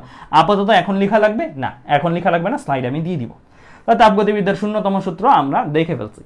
এখন এই জায়গায় ইম্পর্টেন্ট কিছু আলোচনা হবে। যে একজন বলতেছিল আজকে কমেন্টে যে আমি ম্যাথের থিওরি বুঝি বাট ম্যাথ করতে গেলে পারি না। এই সমস্যাগুলো দূর হবে ছোট ছোট বেসিক ঠিক থাকলে, ছোট ছোট বেসিক যদি ঠিক থাকে তাহলে এই সমস্যাগুলো দূর হয়। আমরা অনেক সময় একটা চ্যাপ্টার পড়ে শেষ করি কিন্তু বুঝি না যে ওই চ্যাপ্টারের মধ্যে এখনো অনেক কিছু বাকি রেখে আসছি। ওই জিনিসগুলোই যদি বাকি না থাকে তাহলে দেখবা ম্যাথ করতে আর কোনোই সমস্যা নেই। ম্যাথ জাস্ট লাইক একটা ভিডিও গেম। একটা ভিডিও গেম তুমি যদি জানো টুল কি, যে ডানে ক্লিক করলে কি হয়, বামে ক্লিক করলে কি হয়, উপরে ক্লিক করলে কি হয়, নিচে ক্লিক করলে, তুমি যদি বাটনগুলোর ইউজ জানো তাহলে তুমি ম্যাথ করতে পারবা, তাহলে তুমি ম্যাথ করতে পারো, ভিডিও গেম যেমন প্লে করতে পারো। সো তোমার এই টুলগুলা একটু জানা নিতে হবে। Theory is like a tool, but ওই টুলগুলা প্রপারলি ক্লিয়ারলি যারা যারা জানবে তারাই আসলে ম্যাথে কোনোই সমস্যা হবে না তাদের, ঠিক আছে। তারপরে আসবো আমরা ম্যাথ পারলেই হবে না, ম্যাথ পারার পরে এটা স্পিড আপ করতে হবে, অর্থাৎ কে কত দ্রুত পারে। আমাদের কম্পিটিশন হবে না এরকম যে আমি ম্যাথ পারি না, হবে এরকম যে আমি ম্যাথ দ্রুত পারি না, আমার দ্রুত করতে হবে। সো এই লেভেলটাতে আমাদের যেতে হবে। ম্যাথ সবাই পারবো আমরা ইনশাল্লাহ আমাদের ক্লাসগুলো করার পরে। আচ্ছা তাহলে চলো এবার আমরা আসতেছি একটা পিভি ডায়াগ্রাম। এই পিভি ডায়াগ্রাম মানে কি? ওয়াই অক্ষ বরাবর চাপ, এক্স অক্ষ বরাবর আয়তন, কোন একটা সিস্টেম, সাধারণত আমাদের সিস্টেমগুলো হবে গ্যাসের, আমরা যে আলোচনাগুলো করবো ম্যাথগুলো করবো সবগুলো গ্যাস থাকবে বলতে গেলে সিস্টেমে, চাপ পানিও থাকবে কয়েকটা জায়গায়। তো ওয়াই অক্ষ বরাবর চাপ, এক্স অক্ষ বরাবর আয়তন নিয়ে রাখলাম। এই গ্রাফগুলোকে আরেকটা নামেও ডাকা হয়, এগুলোকে ইন্ডিকেটর ডায়াগ্রামও বলা হয়। কি ডায়াগ্রাম? ইন্ডিকেটর ডায়াগ্রামও বলা হয়। আমি জাস্ট নামটা বলে রাখলাম এর জন্য, অনেক ক্ষেত্রে প্রশ্ন বলতে পারো ইন্ডিকেটর ডায়াগ্রামটি আঁকো, তো তখন তোমরা যেন কনফিউজ না ইন্ডিকেটর ডায়াগ্রাম আবার কি, তখন যেন বুঝে ও আচ্ছা ইন্ডিকেটর ডায়াগ্রাম মানে পি ভার্সেস ভি গ্রাফ, এটারই আমার অন্য নামে ডাকছে, ঠিক আছে। আচ্ছা পি ভার্সেস ভি যে গ্রাফ, এই গ্রাফে ধরো সাপোজ একটা সিস্টেমে এই রকম চেঞ্জেস আসলো, অর্থাৎ এ অবস্থা থেকে বি অবস্থায় গেল। আগে সে ছিল কোন অবস্থায়? এ অবস্থানে, পরে সে গেল বি অবস্থানে। এ অবস্থায় তার গ্যাসটার একটা চাপ ছিল, সেটাকে বলতেছি পিআই। এ অবস্থায় গ্যাসটার একটা আয়তন ছিল, সেটাকে বলতেছি ভিআই। বি অবস্থায় গ্যাসটার একটা চাপ, সেটা হচ্ছে পিএফ, আর বি অবস্থায় গ্যাসটার একটা আয়তন, সেটাকে বলতেছি কি? ভিএফ, ঠিক আছে। আচ্ছা এখন এই জিনিসটাতে একটু খেয়াল করে দেখো, আমরা এই ঘটনাটার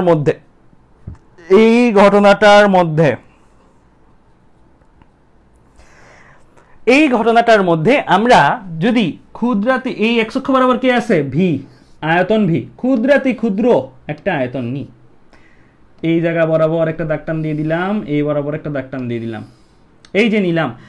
এই পয়েন্ট থেকে এই পয়েন্টে যখন সে যাচ্ছিল তখন তার আয়তনটা কি হয়েছে? হ্রাস হয়েছে না বৃদ্ধি হয়েছে? এই জিনিসগুলো কিন্তু বোঝা উচিত।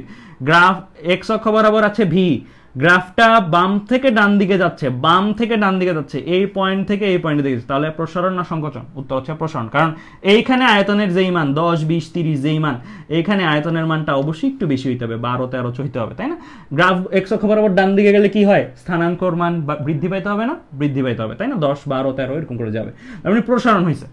এখন এই যে আয়তনের মান, সাপোজ আমার এখানে কথার কথা 10 থেকে 12 হইল, 10 থেকে 12 পর্যন্ত গেল, তাহলে এই যে এখানে আয়তন একটা চেঞ্জ হলো, এটাকে 10 থেকে 12 না সূত্র বলি, যে এই যে একটা চেঞ্জ হইলো, এই চেঞ্জের পরিমাণটা ধরো ডিভি, মানে আমি যদি 10, 12 চিন্তা করি তাহলে ডিভির মান কত? 12 বিয়োগ 10 মানে 2 আর কি। আমি একবারে চলক আকারে লিখলাম ডিভি, আমরা থিওরি শিখতেছি। এই যে ডিভি পরিমাণের আয়তনের পরিবর্তন হইলে কৃত কাজটা কত সেটা বের করতে বলছে। তোমরা জানো যে কৃত কাজের ফর্মুলা ভাইয়া শিখাইছে দুইটা, যদি চাপের মানটা চেঞ্জ না হয় তাহলে ফর্মুলা হচ্ছে পিডিভি, আর চাপের মানটা যদি চেঞ্জ হয় তাহলে ফর্মুলা হচ্ছে ইন্টিগ্রেশন অফ পিডিভি, তাই না? আমার এই জায়গাটাতে আমি ক্ষুদ্রাতি ক্ষুদ্র নিছি কেন? ক্ষুদ্রাতি ক্ষুদ্র নেয়ার কারণ হচ্ছে ক্ষুদ্রাতি ক্ষুদ্র নিলে আমি আরো ক্ষুদ্র করি একটু, তাহলে তোমাদের বুঝতে পারবে একদম লাগালাগি, একদম কাছাকাছি দুটো, হ্যাঁ একদম লেগে গেছে। খেয়াল করে দেখো তো, এইখানে প্রথম পয়েন্টটার যে চাপ এই জায়গায়, দ্বিতীয় পয়েন্টটার যেই চাপ এই জায়গায়, দুইটাই কি অলমোস্ট সেম জায়গায় না? অলমোস্ট সেম জায়গায়, পার্থক্য থাকলেও দেখা যাবে কি খুবই অল্প পার্থক্য।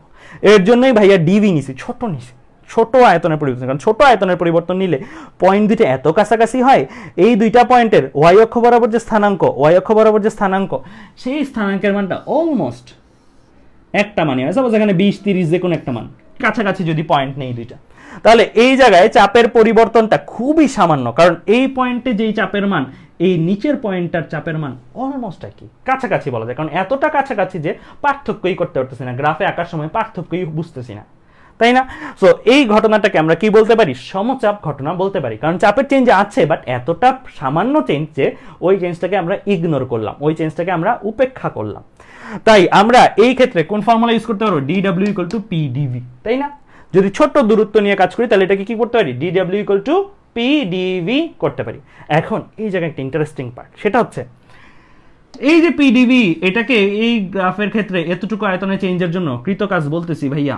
এখন এই পিডিবিটাকে গ্রাফে একটু দেখি তো, সে আসলে কে, সে আসলে কি এই আয়তনটা না, এই আয়তনটা। কমলা একটা আয়তন দিছি, কমলা একটা আয়তন দিছি, কমলা একটা ক্ষেত্রফল দিছি, সরি গ্রাফে ক্ষেত্রফল, কমলা একটা ক্ষেত্রফল দিছি, এই ক্ষেত্রফলটা না। এই ক্ষেত্রফলটা কেমনে ভাইয়া বললাম, কারণ দেখো তো এই যে এইটাকেই জুম করলে কি, কমলাটাকে জুম করলে কি এইরকম একটা জিনিস পাচ্ছ। কমলাটাকে এই পাশে নিয়ে আসলাম, যেটার দৈর্ঘ্যের মান কত ডিভি, আর যেটার প্রস্থের মান কত, প্রস্থের মান মানে এটার মান কত, এই যে 20 বা পি, তাই না? তাহলে এই দুইটা গুণ করলে কি আসবে, পি ডিভি। পিডিভিটা কি আমরা বলতেছি কৃত কাজ। আবার দেখলাম পিডিভিটা আসলে কে, পিডিভিটা আসলে আমার একটা ক্ষেত্রফল। গ্রাফে পিডিভিটা কি নির্দেশ করে, গ্রাফে পিডিভিটা একটা ক্ষেত্রফল নির্দেশ করে। এই ফর্মুলা আমরা ডিরাইভ করছি, এখন গ্রাফে পিডিভি করে দেখলাম পিডিভিটা অ্যাকচুয়ালি একটা ক্ষেত্রফল নির্দেশ করে। এইখান থেকে আমরা একটা সিদ্ধান্ত নিব, এটা খুবই খুবই গুরুত্বপূর্ণ সিদ্ধান্ত। পিডিভিটা অ্যাকচুয়ালি আর কেউ না, একটা ক্ষেত্রফল, ক্ষেত্রফল। তাইলে আমরা কনক্লুশন টানতে পারি, তার মানে কৃত কাজ আসলে কি একটা ক্ষেত্রফল। কৃত কাজটা অ্যাকচুয়ালি কি একটা ক্ষেত্রফল। কার কার ক্ষেত্রফল, যে কোনো ক্ষেত্রফল নিলেই কৃত কাজ হবে না। পি ভার্সেস ভি গ্রাফে, গ্রাফে এক্স অক্ষের সাথে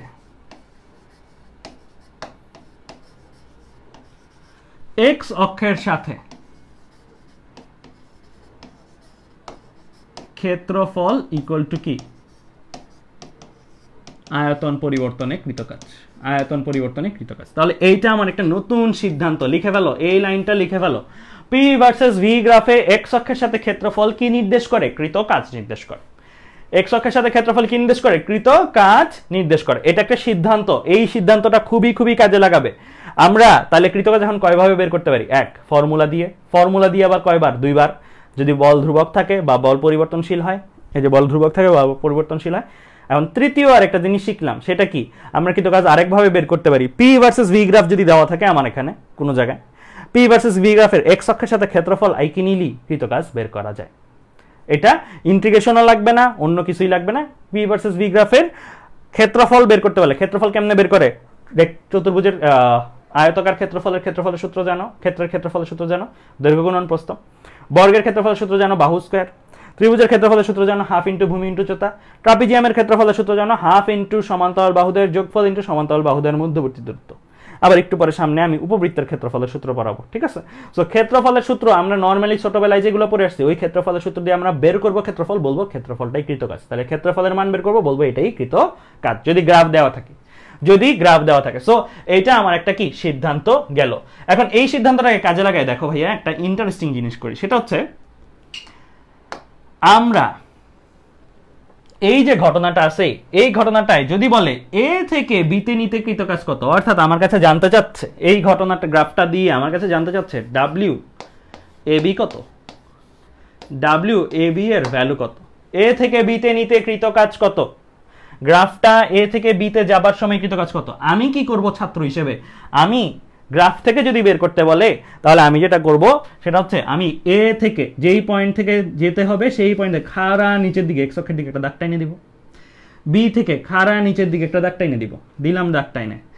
এরপরে যেই ক্ষেত্রফলটা তৈরি হবে, এই যে এ থেকে এক্স অক্ষের দিকে দাগ টাইনে দিছি, বি থেকে এক্স অক্ষের দিকে দাগ টাইনে দিছি, এরপরে মাঝখানে যে ক্ষেত্রফলটা তৈরি হবে, এই যে আমি যেটাকে কালার করতেছি এখন,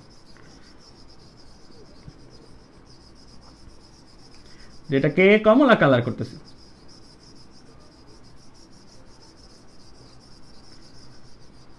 এই ক্ষেত্রফল যেটা তৈরি হয়েছে কমলা কালারের, এই ক্ষেত্রফলটাকে বলবো ডাব্লিউ এ বি, এটাকে বলবো কি ডাব্লিউ এ বি। তাহলে এই ক্ষেত্রফলটা কেমনে বের করবো, এটা পরে। এই শেপটা হয়তো আমরা জানি না, এটা ট্রাপিজিয়ামও না, এটা অন্য কিছু না, কিন্তু আমাদের ম্যাথগুলোতে এই শেপটা যদি ট্রাপিজিয়াম হইতো, আমরা ট্রাপিজিয়ামের ক্ষেত্রফল বের করে বলতাম এটাই কৃত কাজ, ঠিক আছে? তাহলে আমরা কিন্তু একটা সিদ্ধান্ত, খুব একটা সুন্দর সিদ্ধান্তে পৌঁছে গেলাম। গ্রাফ দেওয়া থাকলে, কৃত কাজ বের করতে বললে, পি ভার্সেস ভি গ্রাফ দেওয়া থাকলে আমরা যেই পয়েন্ট থেকে যেই পয়েন্টে যাবার জন্য কৃত কাজ বের করব, এ থেকে বিতে যেতে কৃত কাজ কত, বা আয়তনের মান ডি থেকে সি বানাতে, আয়তনের মান ডি থেকে সি বানাতে, ডি এর একটা মান দেওয়া থাকবে, সি এর একটা মান দেওয়া থাকবে, আয়তনের মান এত মিটার কিউব থেকে এত মিটার কিউবে নিতে কৃত কাজ কত, তাহলে আমি কি করব, এটা থেকে খাড়া x অক্ষের দিকে টান দিয়ে দিব, এটা থেকে খাড়া x অক্ষের দিকে টান দিয়ে দিব, যেই আবদ্ধ ক্ষেত্রফলটা তৈরি হবে সেই ক্ষেত্রফলটাকে আমরা বলবো কি কৃত কাজ, সেই ক্ষেত্রফলটাকে বলবো কি কৃত কাজ। তাহলে আমার আরেকটা সিদ্ধান্ত পেয়ে গেলাম, মানে এই যে সিদ্ধান্তটাই আমরা জাস্ট এখানে বাস্তবায়ন করে দেখলাম, ঠিক আছে। এই সিদ্ধান্ত আরেকটা সিদ্ধান্ত না, ওইটাই থার্ড সিদ্ধান্তটাই, ওইটাই আমরা এখানে প্রায়োগিকভাবে দেখলাম, ঠিক আছে। তাহলে ক্ষেত্রফল বের করলেও কৃত কাজ বের হয়ে যায়। ওকে, তাহলে আমাদের এই পার্টটা ডান, এই পার্টটাই আমি মাত্র পড়াইছি, যে এখানে যে জিনিসগুলি লেখা এগুলি আমি মাত্র মুখে মুখে পড়াইছি, যে কৃত এরিয়া এগুলো এ বি সি ডি, মানে আমি যেটা দেখাইছি একটু কমলা কালার দিয়ে, ঠিক আছে। আচ্ছা, এবার আসি তাপগতিবিদ্যার প্রথম সূত্র। এই যে এই বেসিকটা পড়ার পরে তারপরে কিন্তু আস্তে আস্তে আমরা ম্যাথে ঢুকবো, ঠিক আছে। ইম্পর্টেন্ট, খুবই ভালো, মনোযোগ সহকারে শোনো। তাপগতিবিদ্যার প্রথম সূত্র খুবই সিম্পল, তাও এই সূত্রটা যদি নাও শিখাইতাম তোমরা নিজেরা জানো, কিন্তু জানতা না এটা একটা সূত্র। তোমরা যারা যারা এই চ্যাপ্টারটা প্রথম পড়ছো তারা এই সূত্রটা না শিখে থাকলেও তোমরা নিজেরাও জানো যে এই জিনিসটা ঘটে, কিন্তু তোমরা জানতা না এটাই একটা সূত্র হিসেবে আছে। কোন একটা বস্তুকে তাপ দিলে তোমার স্বাভাবিক মনে চিন্তা করো, ফিজিক্স বাদ, স্বাভাবিক মনে চিন্তা করো কি হবে। কোনো একটা এইরকম বক্স আছে, এই বক্সের মধ্যে গ্যাস রাখা আছে, উপরে পিস্টন আছে, এটাকে তাপ দিলে কি হবে, স্বাভাবিক মনে চিন্তা করো, ফিজিক্স বাদ, ফিজিক্সের কথা ভুলে যাও, নর্মালি কমন সেন্স হিসেবে চিন্তা করো। স্বাভাবিকভাবে কোনো একটা বস্তুকে যদি তাপ দিই তাহলে আমরা নর্মালি দুইটা ঘটনা দেখবো। প্রথমত এখানে কি হচ্ছে, একটা প্রসারণ হইতেছে। যদি এখানে পিস্টনটা নরমক্ষম হয়, এখানে তাপ দিলে গ্যাস তো আর জায়গায় থাকবে না, একটা জায়গা সে বেশি নিবে। তোমরা 9-10-এ পড়ছো এটা, যে কোনো কঠিন পদার্থে তাপ দিলে আয়তনের প্রসারণ, দৈর্ঘ্য প্রসারণ, ক্ষেত্রফল প্রসারণ হয়। তরলেও দেখছো, বায়বীয় পদার্থ দেখছো, বায়বীয় পদার্থ আছে, যদি এখানে তাপ দিয়ে একটা প্রসারণ হবে, তাহলে এই জিনিসটা তোমরা জানো, এই জিনিসটা কিন্তু নতুন পড়া না। তারপর দ্বিতীয়ত, কোন একটা বস্তুকে তাপ দিলে সেই বস্তুর কি হবে, তাপমাত্রা বৃদ্ধি পাবে। তাপমাত্রা বৃদ্ধি পায় না, তাপ দিলা, আগুন দিলা, তাপমাত্রা বৃদ্ধি পায়, এটাও কিন্তু তোমরা জানো না, এটা তোমাদের অজানা কিছু না, এটাও তোমরা আলাদা করে জানো। তাহলে এই কথা দুইটাই কিন্তু ভাই এখানে দেখছে, কোন একটা সিস্টেমকে তাপ দিলে আয়তন বৃদ্ধি পাইতে পারে আর তাপমাত্রা বৃদ্ধি পাইতে পারে, আয়তন বৃদ্ধি পাইতে পারে আর তাপমাত্রা বৃদ্ধি পাইতে পারে। এখন তাপ দিলাম, আমি দিলাম কি তাপ কি একটা শক্তি, তাপ হচ্ছে একটা শক্তি। আমি একটা জিনিসকে শক্তি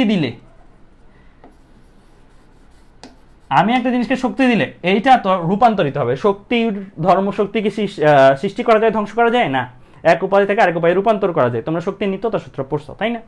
তাহলে এই শক্তিটা, তাহলে আয়তন বৃদ্ধি পাইছে, আয়তন বৃদ্ধি পাইলে শক্তিটা কই গেল, শক্তিটা হচ্ছে কাজ করলো, কাজেরই একক যেটা শক্তির একক সেটা না, তার মানে এটা একটা কাজ করলো। এক, তাপমাত্রা যখন বাড়ে, তাপমাত্রা তো আর কাজ না, তাহলে তাপমাত্রাটা কেমনে বলো, তাপমাত্রাটা বাড়ে অভ্যন্তরীণ শক্তি পরিবর্তনের জন্য।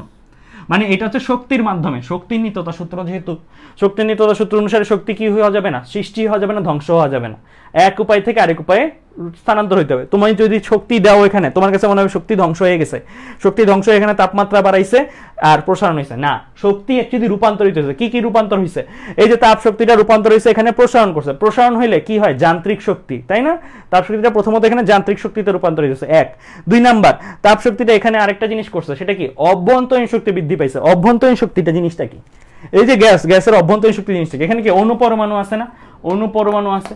এই যে গ্যাসের অনুপরমাণুগুলো, এরা কি স্থির থাকে না, এদের রৈখিক একটা গতি আছে, এদের কৌণিক একটা গতি আছে, এদের ঘূর্ণন একটা গতি আছে। সো অনেক ধরনের গতি কি তাদের মধ্যে বিদ্যমান। এই যে গতি, এই গতিশক্তিগুলোর সমষ্টি বা সাম হিসেবে আমরা অভ্যন্তরীণ শক্তিকে নিতে পারি। অভ্যন্তরীণ শক্তি বেসিক্যালি একটা লং টার্ম, একটা অনেক বড় টার্ম, কিন্তু আমাদের আলোচনার জন্য এত ডিটেলসে যাওয়া লাগবে না। ইন্টারনাল এনার্জি আমরা এভাবে মনে রাখবো, আমাদের বইগুলো তো এভাবেই ডেফিনেশন দাও। একটা সিস্টেমের যে অনুপরমাণুগুলো আছে, সেই অনুপরমাণুগুলোর মধ্যে বিদ্যমান যত ধরনের গতিশক্তি, রৈখিক, কৌণিক, ঘর্ষণ, ঘূর্ণন, যত ধরনের গতিশক্তি আছে, সেই গতিশক্তিগুলোর সমষ্টিকেই আমরা বলবো কি, আমাদের ইন্টারনাল এনার্জি বা অভ্যন্তরীণ শক্তি। অভ্যন্তরীণ শক্তিকে আমরা ইউ দিয়ে প্রকাশ করি। কি দিয়ে প্রকাশ করি? ইউ দিয়ে প্রকাশ করি। এই ইউটার পরিবর্তন যদি লিখি তখন লিখবো কি, ডেল ইউ। যদি পরিবর্তন লিখি, কেন বলতে পারো যে ভাই ডেল ইউ লিখতে হচ্ছে, ইউ না লিখে? বেসিক্যালি এখানে একটা ব্যাপার আছে। ব্যাপার হচ্ছে আমাদের ধরো বঙ্গোপসাগর, এই সাগরে তো পানি আছে, তাই না? পানি আছে, কতটুকু পানি আছে কাউরি যদি বলতে বলে বের করতে পারবে না, কারণ এই জিনিসগুলো মাপাটা অনেক কঠিন ব্যাপার। কিন্তু বঙ্গোপসাগর থেকে তুমি একটা 1 লিটার পানির বোতল ডুবাই 1 লিটার পানি তুলে নিলা, ধরে নিচ্ছ এটা তুমি বন্ধুদের দেখাবা ঢাকায় এসে, সো তুলে নিয়ে ডুবাইয়ে তুমি এটা নিয়ে আসলা, তাহলে তুমি এতটুকু বলতে পারো না বঙ্গোপসাগরে আগে যদি পানি থাকে এক্স পরিমাণ, আমি 2 লিটার পানি সরাই নিয়ে আসছি, তাহলে এখন আছে এক্স মাইনাস 2 লিটার পরিমাণ, তাই না? মানে তুমি কতটুকু চেঞ্জ করছো এটা তুমি শিওর, বাট তুমি কতটুকু আছে টোটাল সেটা তুমি জানো না। তেমনি অভ্যন্তরীণ শক্তি, এখানে তো অসংখ্য অনুপরমাণু আছে, ওর গতিশক্তি কত, ওর শক্তি কত, ওর শক্তি কত, ওর শক্তি কত, ওর শক্তি কত, ওর শক্তি কত, এই শক্তিগুলো যোগ করা কি তোমার পক্ষে সম্ভব না।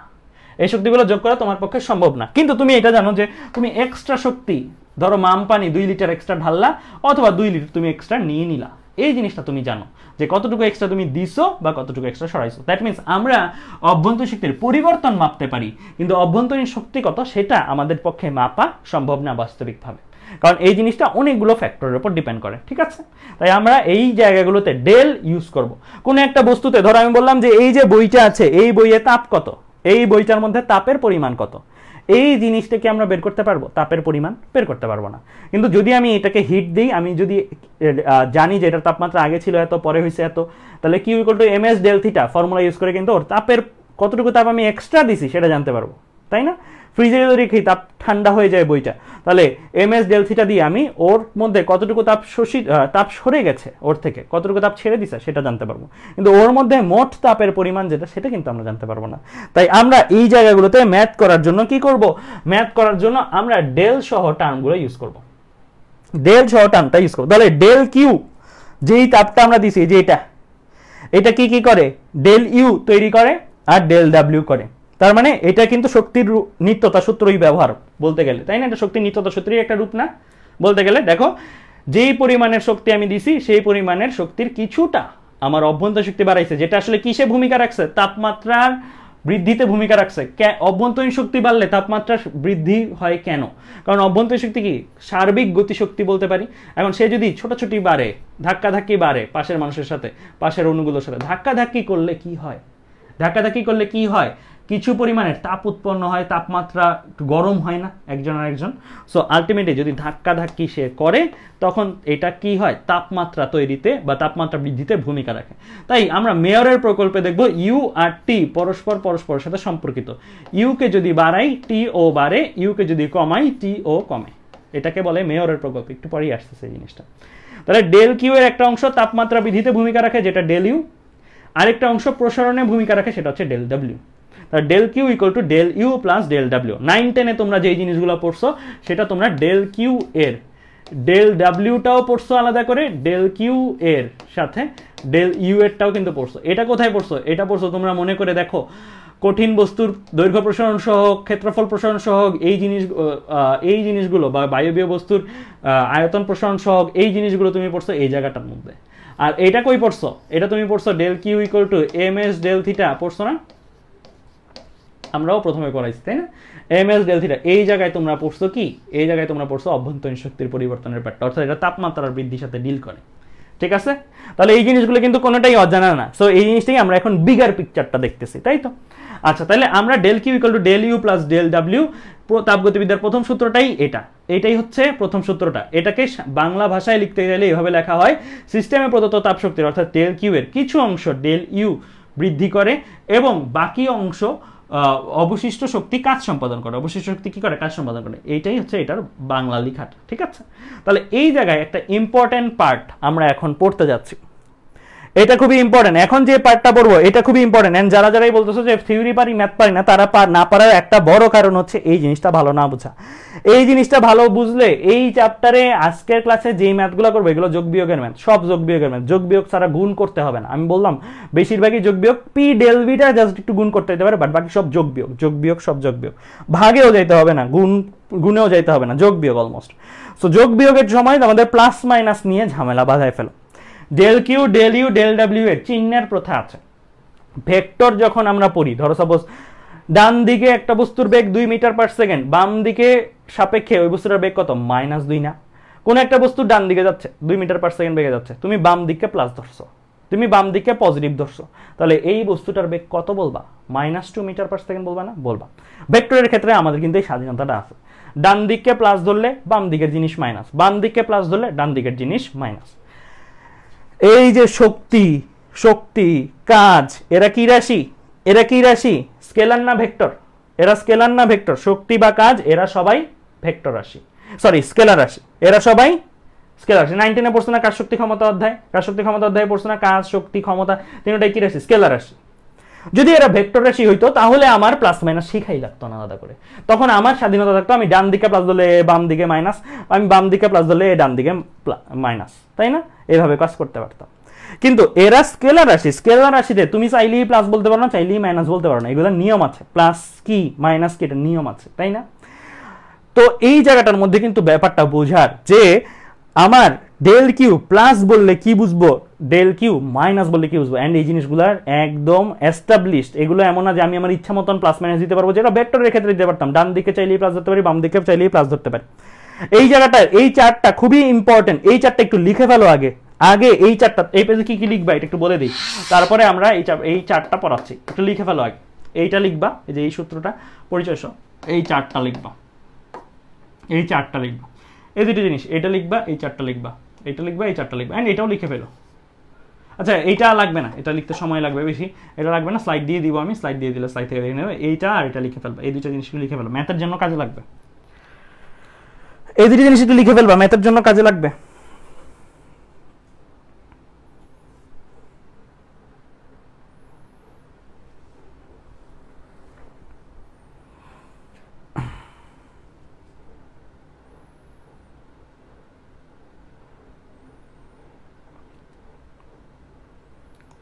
লিখলে বইলো, আমাকে লিখলে বইলো।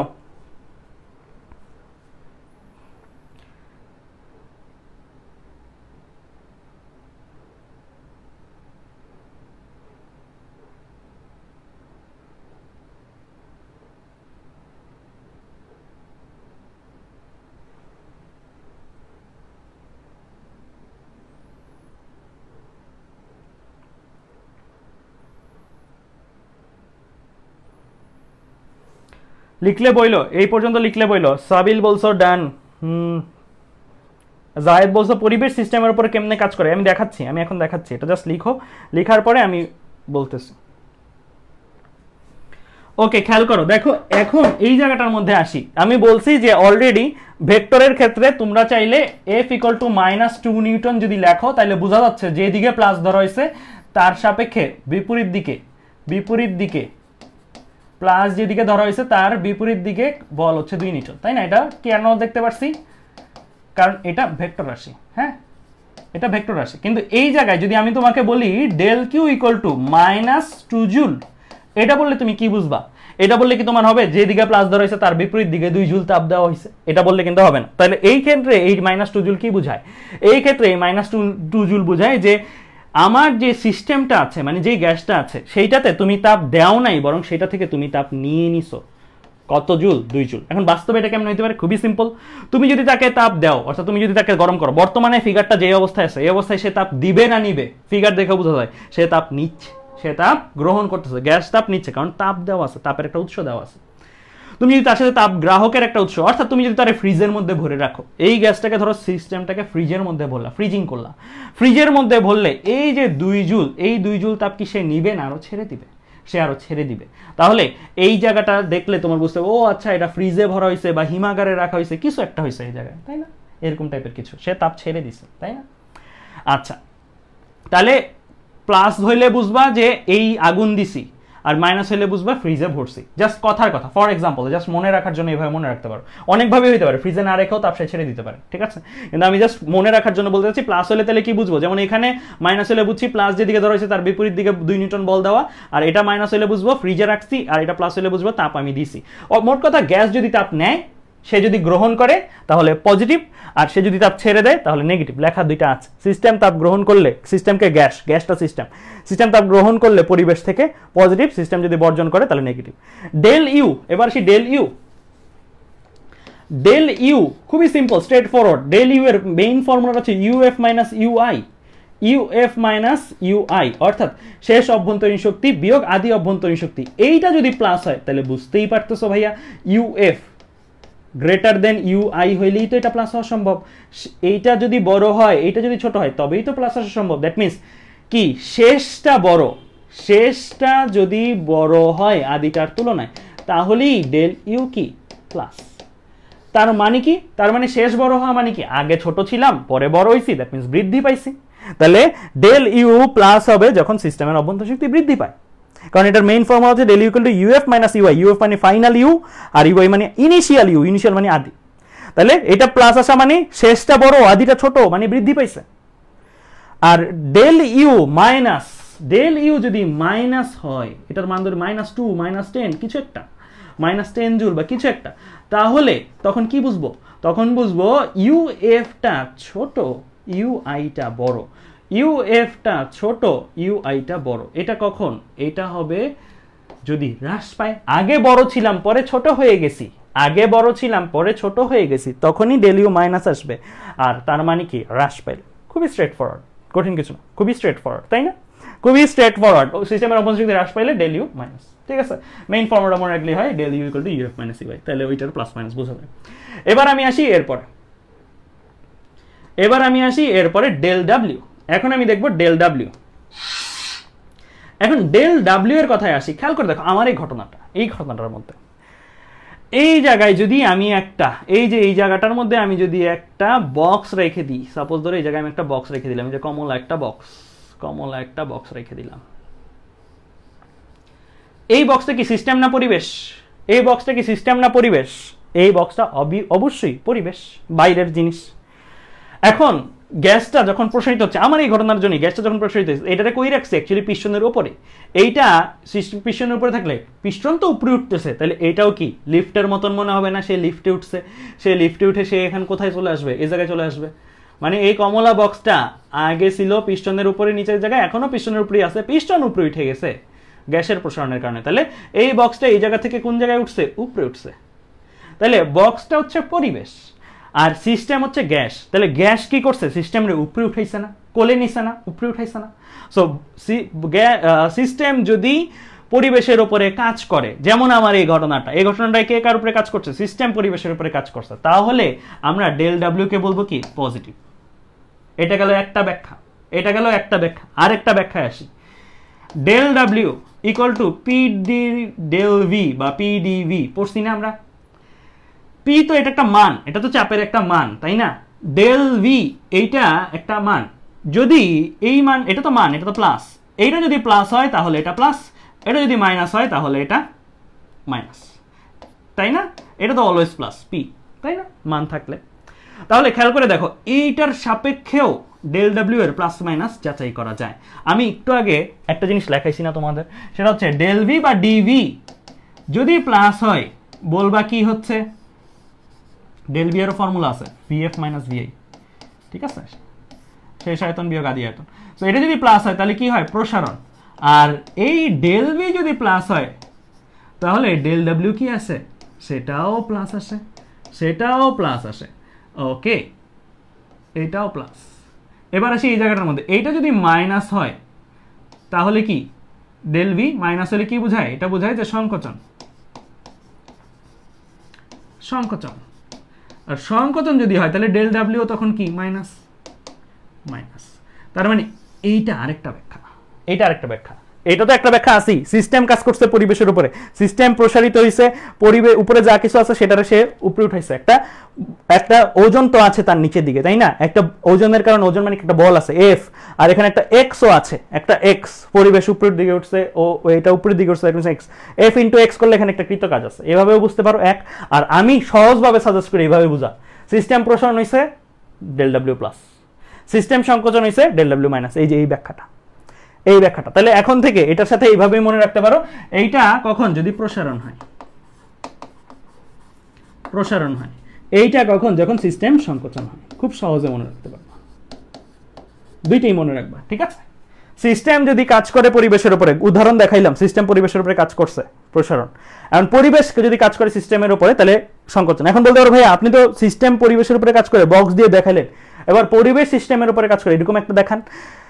ওইটা দেখাইতে হইলে দেখো, খেয়াল করো, আপাতত মনে রাখো অ্যানিমেশনটা রিভার্স কাজ করতেছে, উল্টা কাজ করতেছে। আমি উপর দিকে এত ভারী একটা বস্তু রাখলাম, ধরো সাপোজ এটা 500 কেজি একটা বস্তু, সাপোজ কথার কথা। তাহলে 500 কেজি হইলে পিস্টন তো তার উপরে উঠে যাচ্ছে, কিন্তু ওয়েট কার বেশি? 500 কেজি। ও দেখা যাবে ও আরো যাতা দিয়ে তারে আরো বেশি নিচে নামায় ফেলছে। যাতা দিয়ে দেখা যাবে আরো নিচে না আসছে, পিস্টনটা দেখা যাবে এই জায়গায় এসে আটকায় রয়েছে, কারণ এর এত ওজন, এত বড় ওজন, সে নিচে যাতা দিয়ে রেখেছে। তাহলে 500 কেজির এই জিনিসটা কি, পরিবেশ না সিস্টেম? পরিবেশ। গ্যাসটা কি, সিস্টেম না পরিবেশ? সিস্টেম।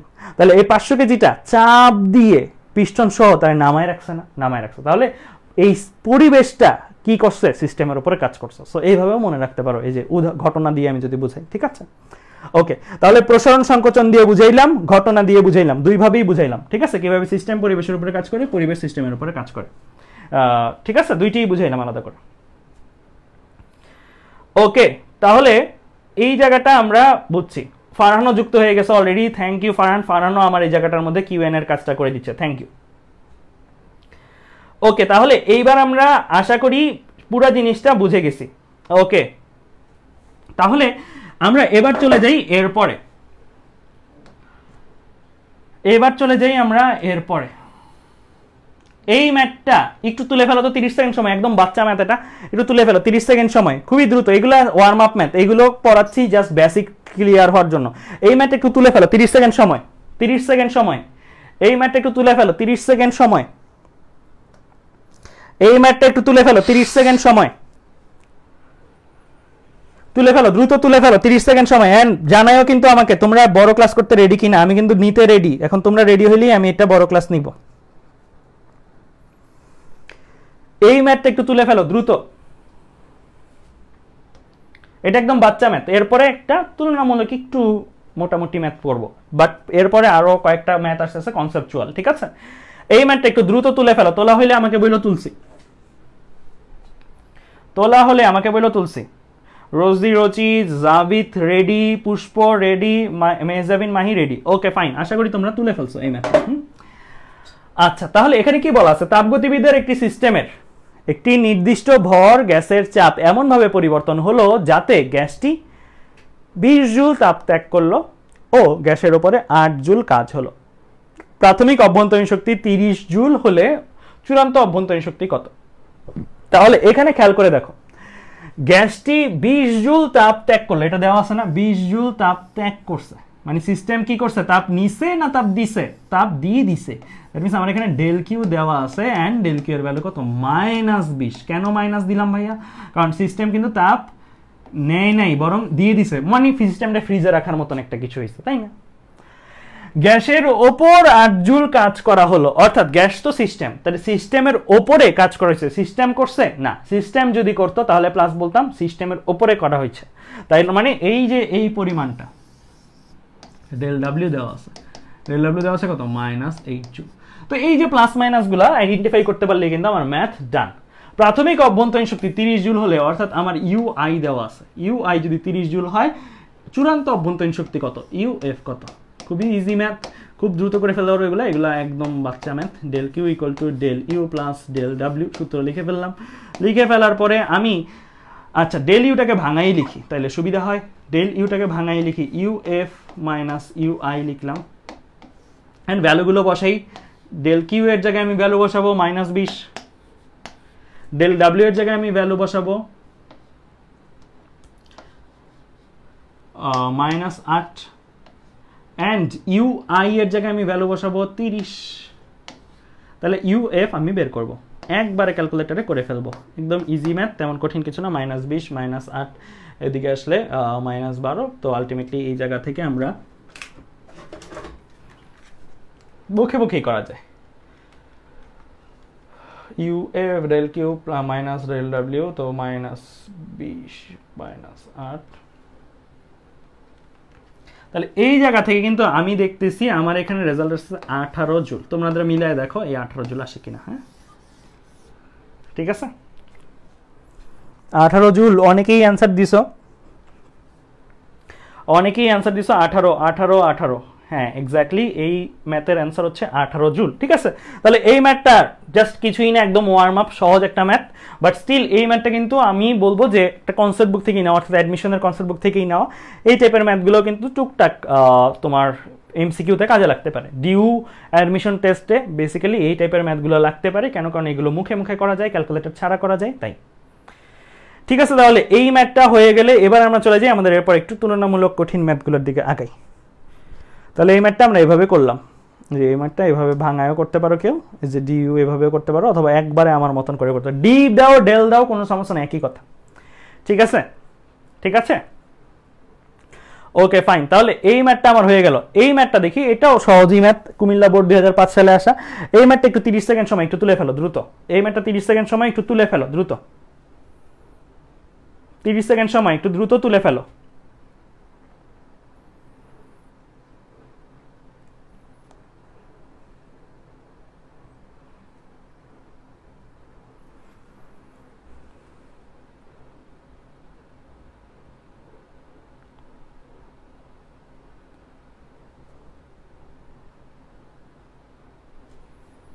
এটা সহজ ম্যাথ, এটাও কঠিন না, এটাও সহজ ম্যাথ, দ্রুত তুলে ফেলো এটা। এরপরেরটা মোটামুটি একটু একটু টুইস্ট আছে, এরপরেরটাতে এটা সহজই, এটা দ্রুত তুলে ফেলো।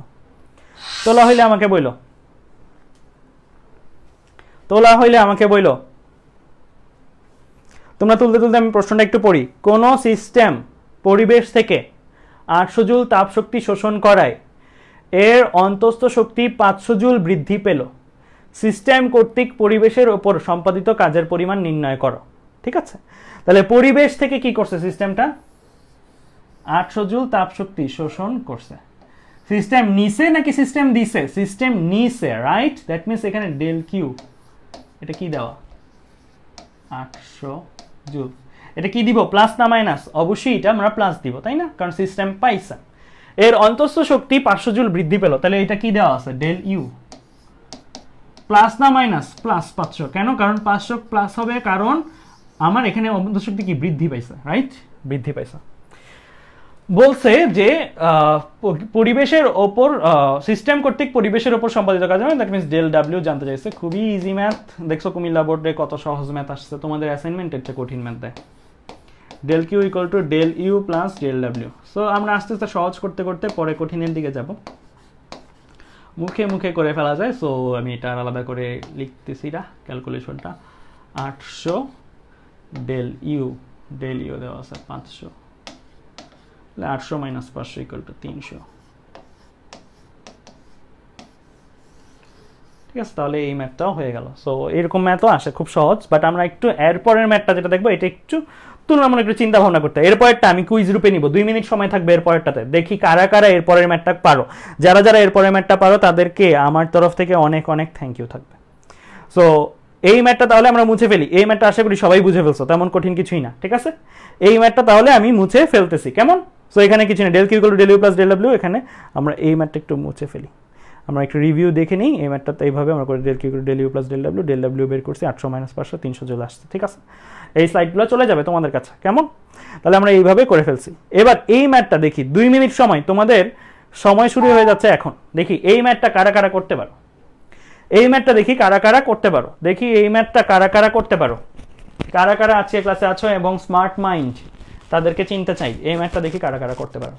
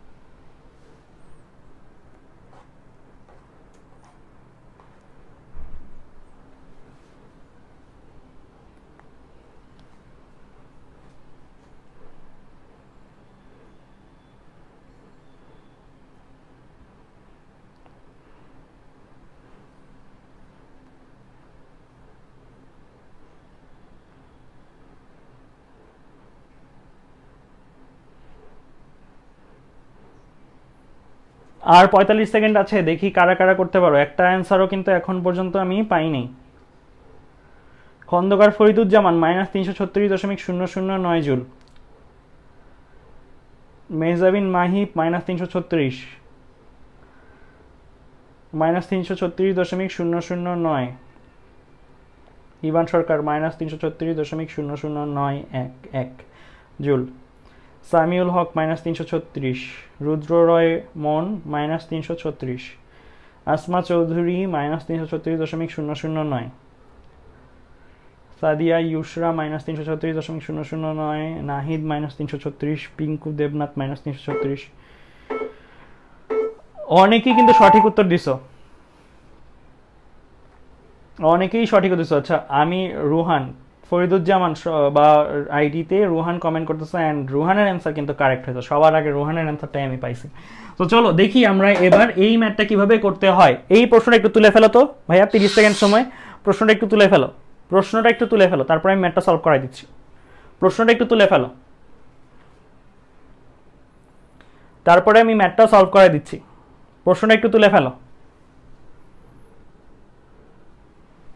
অনেকেই কিন্তু সঠিক উত্তর দিছো, দ্যাট মিন্স তোমাদের মধ্যে অনেকগুলো স্মার্ট মাইন্ড আছে।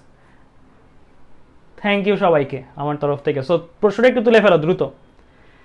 কি দেওয়া আছে এই প্রশ্নটার মধ্যে? বলা আছে 0 ডিগ্রি সেলসিয়াস তাপমাত্রা এবং বায়ুমণ্ডলীয় চাপে 1 গ্রাম পানিকে শীতলীকরণের ফলে আয়তন 1 সিসি হতে বৃদ্ধি পেয়ে 1.091 সিসি হয়। পানির অভ্যন্তরীণ শক্তির পরিবর্তন কত হবে? ওকে, তাহলে এই জায়গাটাতে অ্যাকচুয়ালি কিসের থেকে কিসে রূপান্তরিত হয়েছে? পানি থেকে শীতলীকরণের ফলে বরফ হয়েছে, রাইট? এখন পানিতে আয়তনটা কি ছিল? কম ছিল, 1 সিসি। আর এরপরে আয়তনটা কি হয়েছে? একটু বেড়ে গেছে, বেড়ে কত হয়েছে? 1.091 সিসি। আমাদের কিন্তু এটাও একটা প্রশ্ন যে পানি থেকে বরফে রূপান্তরিত করা হলে আয়তন কি হয়? আয়তন বৃদ্ধি পায়। আমরা কিন্তু এখানে দেখতে পাচ্ছি আয়তন বৃদ্ধি পাইছে। এখন বলতো পানি থেকে সে যখন বরফে যাচ্ছে তখন কি তাপ গ্রহণ করে বরফে যায় নাকি তাপ ছেড়ে দিয়ে বরফে যায়? অবশ্যই পানি থেকে সে যখন বরফে যায় তখন সে কি করে? তাপ ছেড়ে দেয়। সে কি করে? তাপ ছেড়ে দেয়, তাই না? তাপটাও সে কি করে? ছেড়ে দেয়। পানি থেকে বরফ থেকে তাপ গ্রহণ করে পানি হয়, পানি থেকে তাপ ছেড়ে দিয়ে বরফ হয়, তাই তো? তাহলে এখানে কি হয়েছে? তাপ ছেড়ে দিছে। এখন এই জায়গাটাতে আমরা 1 সিসি মানে কত? 1 সিসি মানে কত? আমাদের ম্যাথগুলো এসআই ভাবে করতে হবে। 1 সিসি মানে 10⁻⁻6 মিটার কিউব। এগুলো কিন্তু মনে রাখতে হবে। 1.091 সিসি কত? 1.091 ইন্টু 10⁻⁻6 মিটার কিউব। ঠিক আছে, ওকে। তাহলে আমার এখানে জানতে চাইছে অভ্যন্তরীণ শক্তির পরিবর্তন কত। দ্যাট মিন্স আমার এখানে জানতে চাইছে ডেল ইউ কত। ওকে, তাহলে আমরা ফর্মুলা জানি কি? Del Q equal to del U plus del W. আমরা ওকে বের করব। তাহলে আমার ডেল কিউ আর ডেল ডাব্লিউ লাগবে। সো ডেল কিউ আর ডেল ডাব্লিউ কীভাবে বের করা যায় একটু দেখি চিন্তা করে। সো ডেল কিউতে আসি আমরা। এখানে কি হয়েছে? পানি থেকে বরফ যখন হয়েছে তখন তাপ তো ছেড়ে দিছে। কত পরিমাণ তাপ ছেড়ে দিছে? এখানে কি অবস্থার পরিবর্তন হয়েছে না? অবস্থার পরিবর্তন হয়েছে। এটাও ছিল 0 ডিগ্রির, এটাও কিন্তু 0 ডিগ্রির। তাপমাত্রা চেঞ্জ হয় না। যদি তাপমাত্রা চেঞ্জ হতো তাহলে আমি এখানে দিতাম এমএস ডেল থিটা। তাপমাত্রা চেঞ্জ হয় না, শুধু অবস্থার পরিবর্তন হয়েছে। তাহলে আমি এখানে কি দিব? এম এল এফ, তাই তো?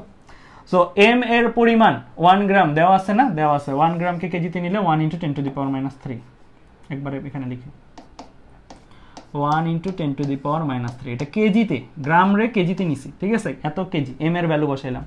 এবার এল এফ এর ভ্যালু বসাইতে পারি 3.36 × 10⁵, ঠিক আছে? সো আমার এল এফ এর ভ্যালু কিন্তু মনে রাখতে হবে, ঠিক আছে? এল এফ এর ভ্যালু মনে রাখতে হবে। আচ্ছা, এটা কিন্তু অনেকেই বলতে পারো ভাই 80 ক্যালোরি পার গ্রাম বসাইলে হবে না? হবে। এল এফ, এটাও কিন্তু এল এফ। সো এইটাও বসাইলে হবে, বাট আমি সাজেস্ট করি এসআই একক করা। এটা থেকেও কিন্তু চাইলে কেউ কনভার্ট করতে পারো। 80 ক্যালোরি পার গ্রাম, তো 80 ক্যালোরি পার গ্রাম। সো উপরে হচ্ছে 80 ক্যালোরি, নিচে হচ্ছে 1 গ্রাম। সো 80 ক্যালোরিরে তুমি যদি গ্রামে নিতে 80 ক্যালোরিকে তোমার কিছু নিতে হবে? জুলে নিতে হবে, কারণ এটা টাকা হচ্ছে জুল পার কেজি। সো ক্যালোরিকে জুলে নেওয়ার জন্য কি দিয়ে গুণ দেয়? 4.2 দিয়ে গুণ দিতে হয়, কারণ 1 ক্যালোরি সমান 4.2 জুল। মুখস্থ রাখতে হবে কিন্তু এই জিনিসগুলো, ঠিক আছে? সো যদি কনভার্ট করতে চাও, কারণ যদি মুখস্থ না থাকে ইনকেস, সো 1 গ্রাম এটাকে তুমি যদি কেজিতে নিতে চাও তাহলে কি 1 গ্রাম × 10⁻⁻3, কারণ 1 গ্রাম কত কেজির সমান? 1/1000 কেজির সমান। সো 1 গ্রাম × 10⁻³ দিলাম, ঠিক আছে? তাহলে এই দুটো হিসাব করলেও দেখবো তোমার ওইটাই আসছে, ঠিক আছে? এই দুটো হিসাব করলেই দেখবো তোমার ওইটাই আসবে। আমি একটু ক্রস চেক দিই আসলেই আসে কিনা। 80 × 4.2 / 10⁻⁻3, ঠিক আছে? দেখো এই যে ওই জিনিসটাই কিন্তু আসছে, ঠিক আছে? আচ্ছা, এটাই 3.36 × 10⁵। তাহলে ডেল কিউটা কিন্তু আমরা এই জায়গা থেকে কি করতে পারি, পেয়ে ফেলতে পারি। এটা আমি যদি হিসাব করি, হিসাব করলে আসে 336 জুল। হিসাব করে দেখো 10 to the power 5, 10 to the power -3, that means 10 to the power 2, 10 to the power 2 মানে 100, 100 দিয়ে গুণ করলে 3.36 336। এবার সেই ডেল ডাব্লিউ কি পি ডেল ভি মানে পি ভিএফ মাইনাস ভিআই। আয়তনের পরিবর্তন না, আয়তনের পরিবর্তন। আমি এই জায়গায় যে আয়তনটা পাচ্ছি সেটা কি ভিআই, আর এই জায়গায় যে আয়তনটা পাচ্ছি এটা কি ভিএফ, তাই না?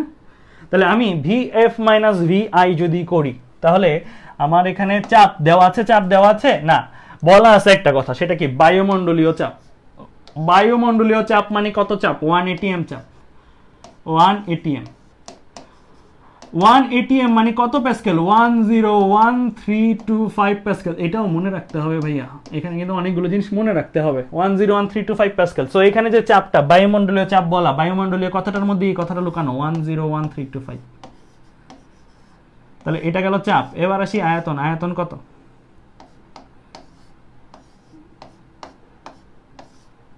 একবারে 10 টু দি পাওয়ার -6 কমন নিলাম, একবারে লিখতে পারি, ঠিক আছে? এটা আমার কি ভিএফ মাইনাস ভিআই। ওকে, তাহলে এই জায়গাটার মধ্যে যদি আমি হিসাব করি 101325 into 1.091 minus 1 into 10 to the power -6, তাহলে এখানে আমার আসে 9.22 ইন্টু 10 ইনভার্স 3 জুল। তাহলে এখন আমরা চলে আসবো এই জায়গাটাতে। তাহলে আমি ডেল কিউ জানি, ডেল ইউ জানি, আমি এখন ডেল কিউ জানি, ডেল ডাব্লিউ জানি, এখন আমি ডেল ইউ বের করব। সো ডেল ইউ যদি বের করি তাহলে আমি 336 থেকে বাদ দিব, 336 বিয়োগ 9.22 ইন্টু 10 টু দি পাওয়ার -3। আচ্ছা, এই জায়গাটার মধ্যে একটা ব্যাপার, এখানে একটা জায়গায় সবাই আমরা ভুল করব, অনেকেই এটা ভুল করব, সেটা একটু বলে রাখি। এইটা সে কি করছে, তাপ ছেড়ে দিছে। তাপ যদি ছেড়ে দেয়, এখানে একটা বোঝার বিষয়, আমি 336 যে এটাকে প্লাস হিসেবে ব্যবহার করবো না মাইনাস হিসেবে ব্যবহার করবো, খেয়াল করো। আমরা বলছি সিস্টেম, আমার এখানে সিস্টেম হচ্ছে পানি বা বরফ। সো এই যে সিস্টেম যদি তাপ গ্রহণ করে তাইলে প্লাস হয়, সিস্টেম যদি তাপ বর্জন করে মানে ছেড়ে দেয় তাইলে কিন্তু মাইনাস হয়। তাহলে এই জায়গায় যে 336, এই 336 সামনে আমার কি করতে হবে, একটা মাইনাস ইউজ করতে হবে। এই যে এই জায়গায় কিন্তু একটা মাইনাস আমার ইউজ করতে হবে। তাহলে এখানে যখন বসাবো তখন আমি 336-এর আগে কি বসাবো, একটা মাইনাস কিন্তু বসাইতে হবে। তাহলে -336 এটা, এইটা এই জায়গায় আছে, এটা ওই পাশে চলে যাবে, তাহলে এটাও মাইনাস হয়ে যাবে, তাই না? তাহলে -3, ক্যালকুলেটর কি লিখেছি, -336 minus 9.22 into 10 to the power -3। তাহলে আমার অ্যান্সার চলে আসে -336.00922। তাহলে এই মাইনাসের ব্যাপারটা কিন্তু অনেকেই ভুল করে ফেলতে পারি, সো এই জায়গাটা একটু কেয়ারফুল থাকতে হবে। তাহলে এটা হচ্ছে আমি ক্যালকুলেটর যদি বসাই, ঠিক আছে, তাহলে এটা হচ্ছে আমার রেজাল্ট। তাহলে আশা করি এই ম্যাথটা তোমরা সবাই বুঝতে পারছো। এই জায়গাটার মধ্যে ভুল গেলে এই জায়গাটাতে ভুল যাওয়ার সম্ভাবনা বেশি, ঠিক আছে? সো এই ম্যাথটা যারা যারা পারছো তাদেরকে আমার অনেক অনেক থ্যাঙ্কস।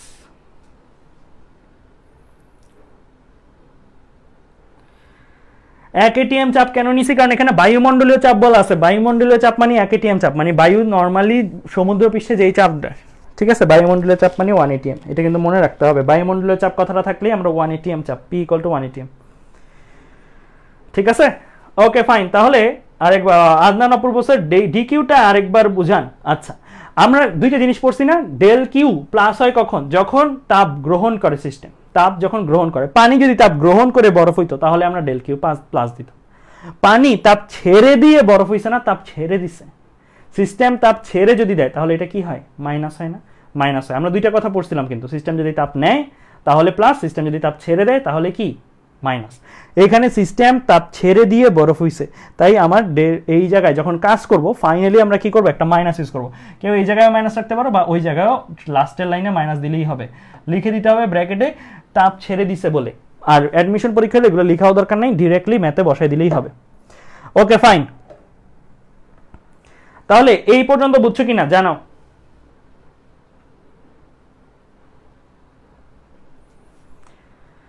ওকে, তাহলে আমরা এই ম্যাথটা আশা করি তোমরা সবাই বুঝছো। এই ম্যাথটা যারা যারা তোলার দ্রুত তুলে ফেলো, 5 সেকেন্ড সময় আমি অপেক্ষা করতেছি, তারপরে তুলে ফেলো।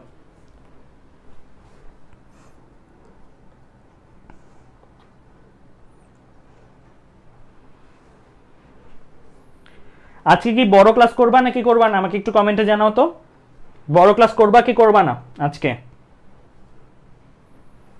বড় ক্লাস করবা কি করবা না একটু কমেন্টে জানাও। যদি দেখি কমেন্টে বেশি জন চাচ্ছ তাহলে আমি আরো বেশি ক্লাস নিব।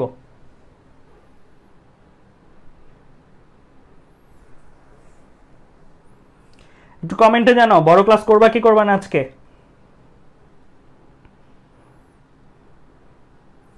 অনেকেই কিন্তু করব বলতেছো, এন্ড যারা যারা করব বলতেছো তাদের জন্য কিন্তু আমি ক্লাস নিতে পারি। দেখি কারা কারা করতে চাচ্ছ। আমি দেখতে পাচ্ছি এখন পর্যন্ত আমার কাছে যে লিস্ট, সেই লিস্টে কিন্তু বেশিরভাগই চাচ্ছ বড় ক্লাস করতে। হ্যাঁ মানে আরো 30 মিনিট আর কি, বড় ক্লাস মিন্স হচ্ছে আরো 30 মিনিট, রাত 11:30 পর্যন্ত।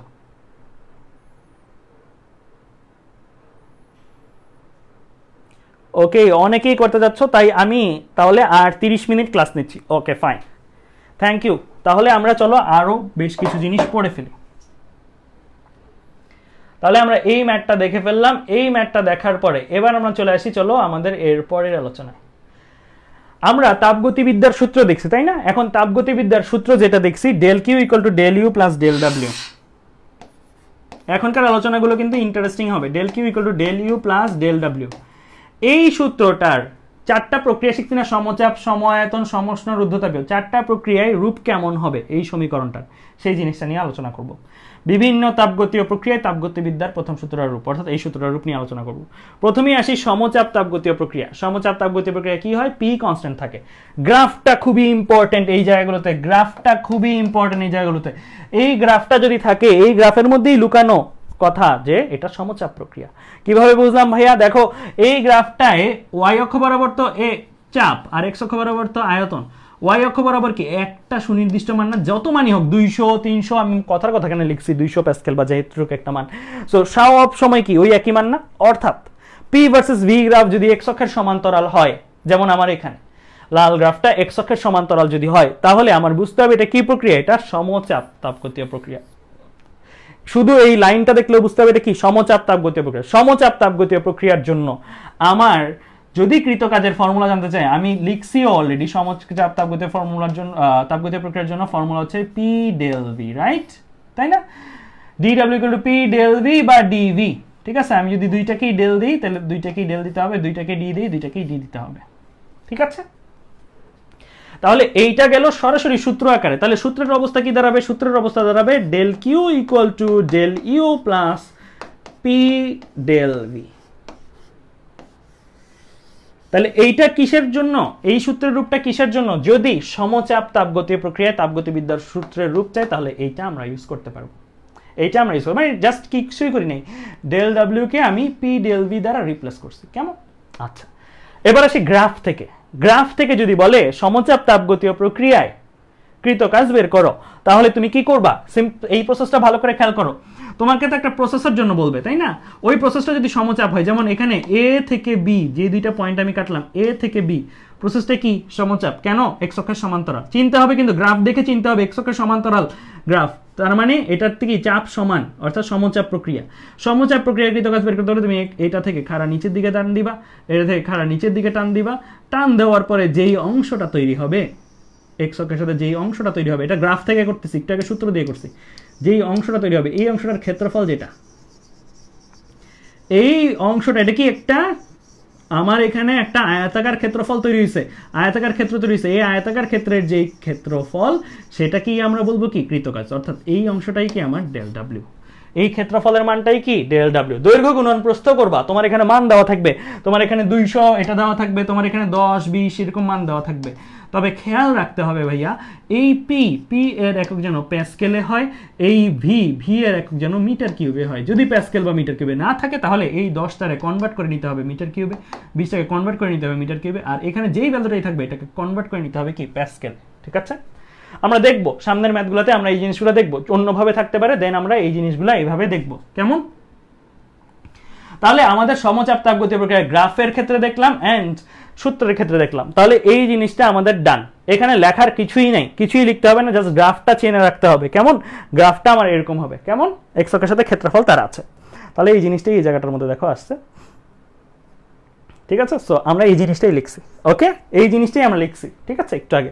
তো এই জিনিসগুলো তোলা লাগবে না? এই জিনিসটা তোলা লাগবে না। এবার আমি চলে আসি সমচাপ তাপগতীয় প্রক্রিয়ার ক্ষেত্রে একটা ম্যাথ করে ফেলি, তারপর সমায়তন তাপগতীয় প্রক্রিয়ায় যাব। এই ম্যাথটা একটু তুলে ফেলো, 30 সেকেন্ড সময়, এই ম্যাথটা একটু তুলে ফেলো দ্রুত।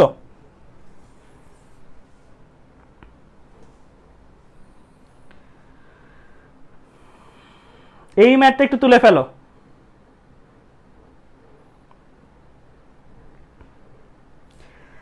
এই ম্যাথটা একটু তুলে ফেলো। অ্যান্ড কারো যদি খাবার না খেয়ে থাকো রাতের খাবার, তাহলে আমি বলবো রাতের খাবার খেতে খেতেই ক্লাসটা করো, কোনো সমস্যা নেই। খেতে খেতে ক্লাসটা দেখো, দেখলেও অনেক কিছু বুঝে যাবা, বা দ্রুত করে খেয়ে নিতে পারো। ওকে, তাহলে এই ম্যাথটা একটু দেখো, এই জায়গাটার মধ্যে আমরা কি করতে পারি।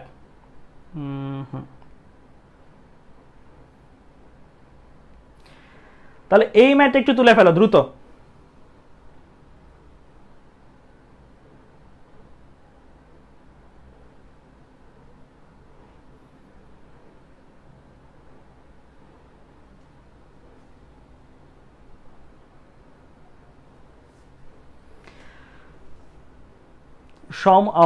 অনন্য অর্ঘ, অনুনয় অর্ঘ বলতেছো, সমচাপের ইংলিশ কি? আইসোবার।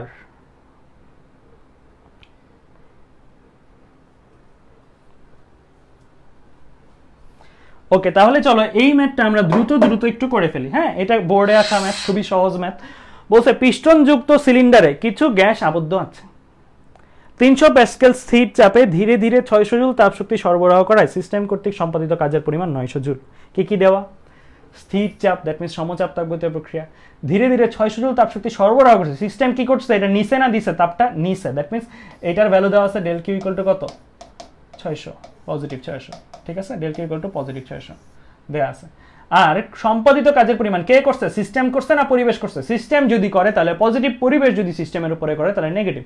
তাহলে এই যে ডেল ডাব্লিউ ইকুয়াল টু কি? পজিটিভ 900 দেওয়া আছে এই জিনিসটা। বলছে গ্যাসের আয়তন পরিবর্তনের নির্ণয় করো, গ্যাসের আয়তন পরিবর্তন নির্ণয় করতে বলছে। তাহলে আমার কাছে এখানে জানতে চাইছে কি? আমার কাছে এখানে জানতে চাইছে ডেল ভি কত। তাহলে আমরা ফর্মুলা অনুসারে এখানে কি পাচ্ছি? ডেল ডাব্লিউ পাচ্ছি। তাহলে ডেল ডাব্লিউ ইকুয়াল টু কি? P del V. তাহলে এখানে আমরা ডেল ভি পেয়ে যাব না? ডেল ভি পেয়ে যাব। আচ্ছা, তো 300 প্যাসকেল চাপ, এখানে চাপের ভ্যালু দেওয়া আছে, তাই না? পি ইকুয়াল টু দেওয়া আছে 300। তাহলে এই জায়গাটাতে আমি ভ্যালু বসাই দিলেই হয়ে যায় 900/300। 900/300, দ্যাট মিনস আমার এখানে চলে আসবে কত? 3, রাইট? সব এসআই এককে আছে কিনা? হ্যাঁ, সব এসআই এককে আছে আমার। প্যাসকেল, প্যাসকেল, জুল আছে, প্যাসকেল আছে। তাহলে আমি ডেল ভিও পাবো এসআই একক। ডেল ভি এর এসআই একক কি? আয়তনের এসআই একক কি? Metre cube. So metre cube. So আয়তনের পরিবর্তন আমি পেয়ে গেছি। গ নাম্বার শেষ। তারপরে ঘ নাম্বার, সিস্টেমের অভ্যন্তরীণ শক্তি বৃদ্ধি পাবে কিনা। সো আমি ডেল ইউ বের করব। ডেল ইউ যদি প্লাস আসে তাহলে আমি বলবো যে অভ্যন্তরীণ শক্তি বৃদ্ধি পেয়েছে। ডেল ইউ যদি মাইনাস আসে আমি বলবো অভ্যন্তরীণ শক্তি হ্রাস পেয়েছে। তাহলে আমি ডেল ইউ বের করবো। সো আমি কি করবো? Del Q equal to del U plus del W. তাহলে এইখান থেকে আমি ডেল ইউটা বের করে ফেলবো। So del Q minus del W. Del Q এর ভ্যালু হচ্ছে 600 আর ডেল ডাব্লিউ এর ভ্যালু হচ্ছে 900। তাহলে এই জায়গাটাতে থাকবে আমার -300।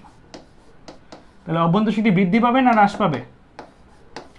অভ্যন্তরীণ শক্তি হ্রাস পাবে। তাহলে আমরা অভ্যন্তরীণ শক্তি হ্রাস। ঠিক আছে, তাহলে এই টাইপের ম্যাথগুলো, ছোটখাটো ম্যাথ, এগুলো আসতে পারে। দ্রুত একটু লিখে ফেলো এই ম্যাথটা, দ্রুত একটু লিখে ফেলো, দ্রুত একটু লিখে ফেলো এই ম্যাথটা, দ্রুত লিখে ফেলো এই ম্যাথটা।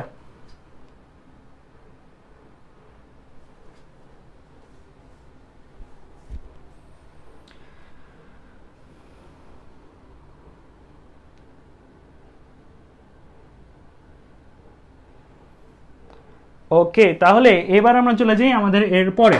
ওকে ফাইন, তাহলে এই ম্যাথটা আশা করি সবাই বুঝছো। এটা তেমন কঠিন কিছুই না, একদম ইজি ম্যাথ, বোর্ডে আসা ম্যাথ, বাট স্টিল ইজি।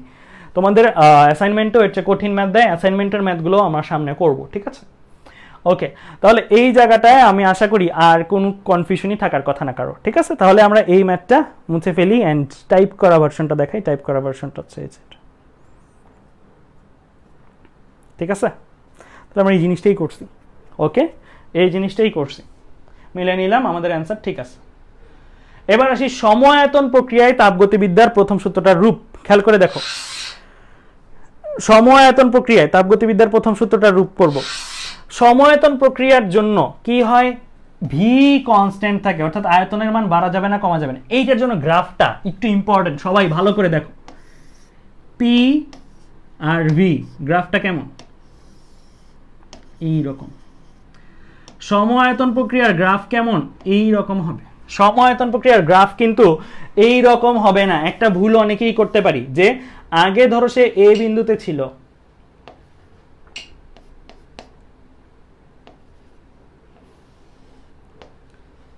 এই জায়গায় মান হচ্ছে গ্রাফে ধরো 300, হ্যাঁ 300, ভি এর ভ্যালু 300। এইটাতে এ পয়েন্টে সে ছিল, পরে বি পয়েন্টে সে আসছে, হ্যাঁ এ পয়েন্ট থেকে বি পয়েন্ট।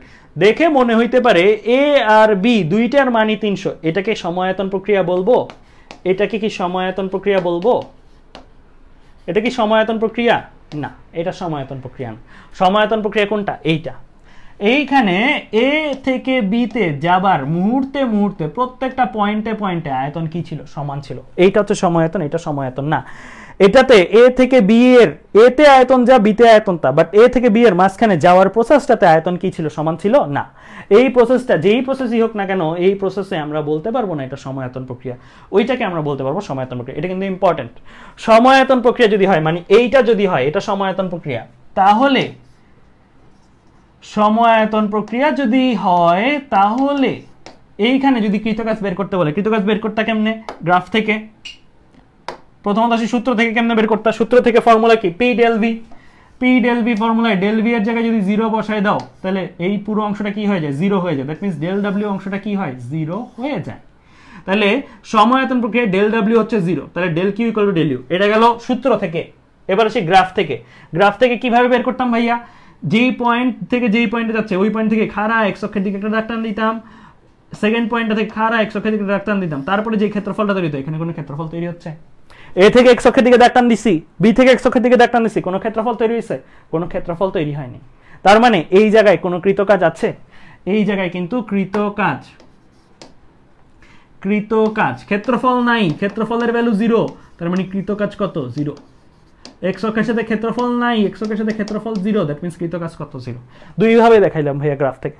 সো আমরা এই জায়গাটাতে প্রথমত চিনলাম গ্রাফ থেকে যে সময়ায়তন প্রক্রিয়া এগুলা না, এ আর বি এর আয়তন সমান হইলেই যে সময়ায়তন তা না, পুরো প্রসেস জুড়ে আয়তন সমান হইতে হবে।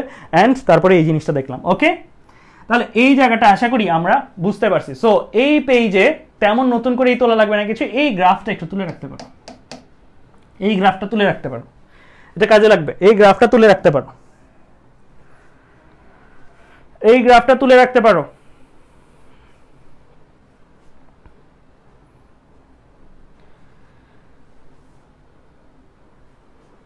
এই গ্রাফটা তুলে রাখতে পারো, এই গ্রাফটা, পাশের গ্রাফটা, ডান পাশের। তার মানে সময়ায়তন প্রক্রিয়ায় যে পরিমাণের তাপ তুমি দিবা সেটা সরাসরি অভ্যন্তরীণ শক্তি অর্থাৎ তাপমাত্রা বৃদ্ধিতে ভূমিকা রাখবে। এখানে কোনো কি ঘটবে না? গ্যাসের প্রসারণ বা এই জিনিসগুলো ঘটবে না। কেমন?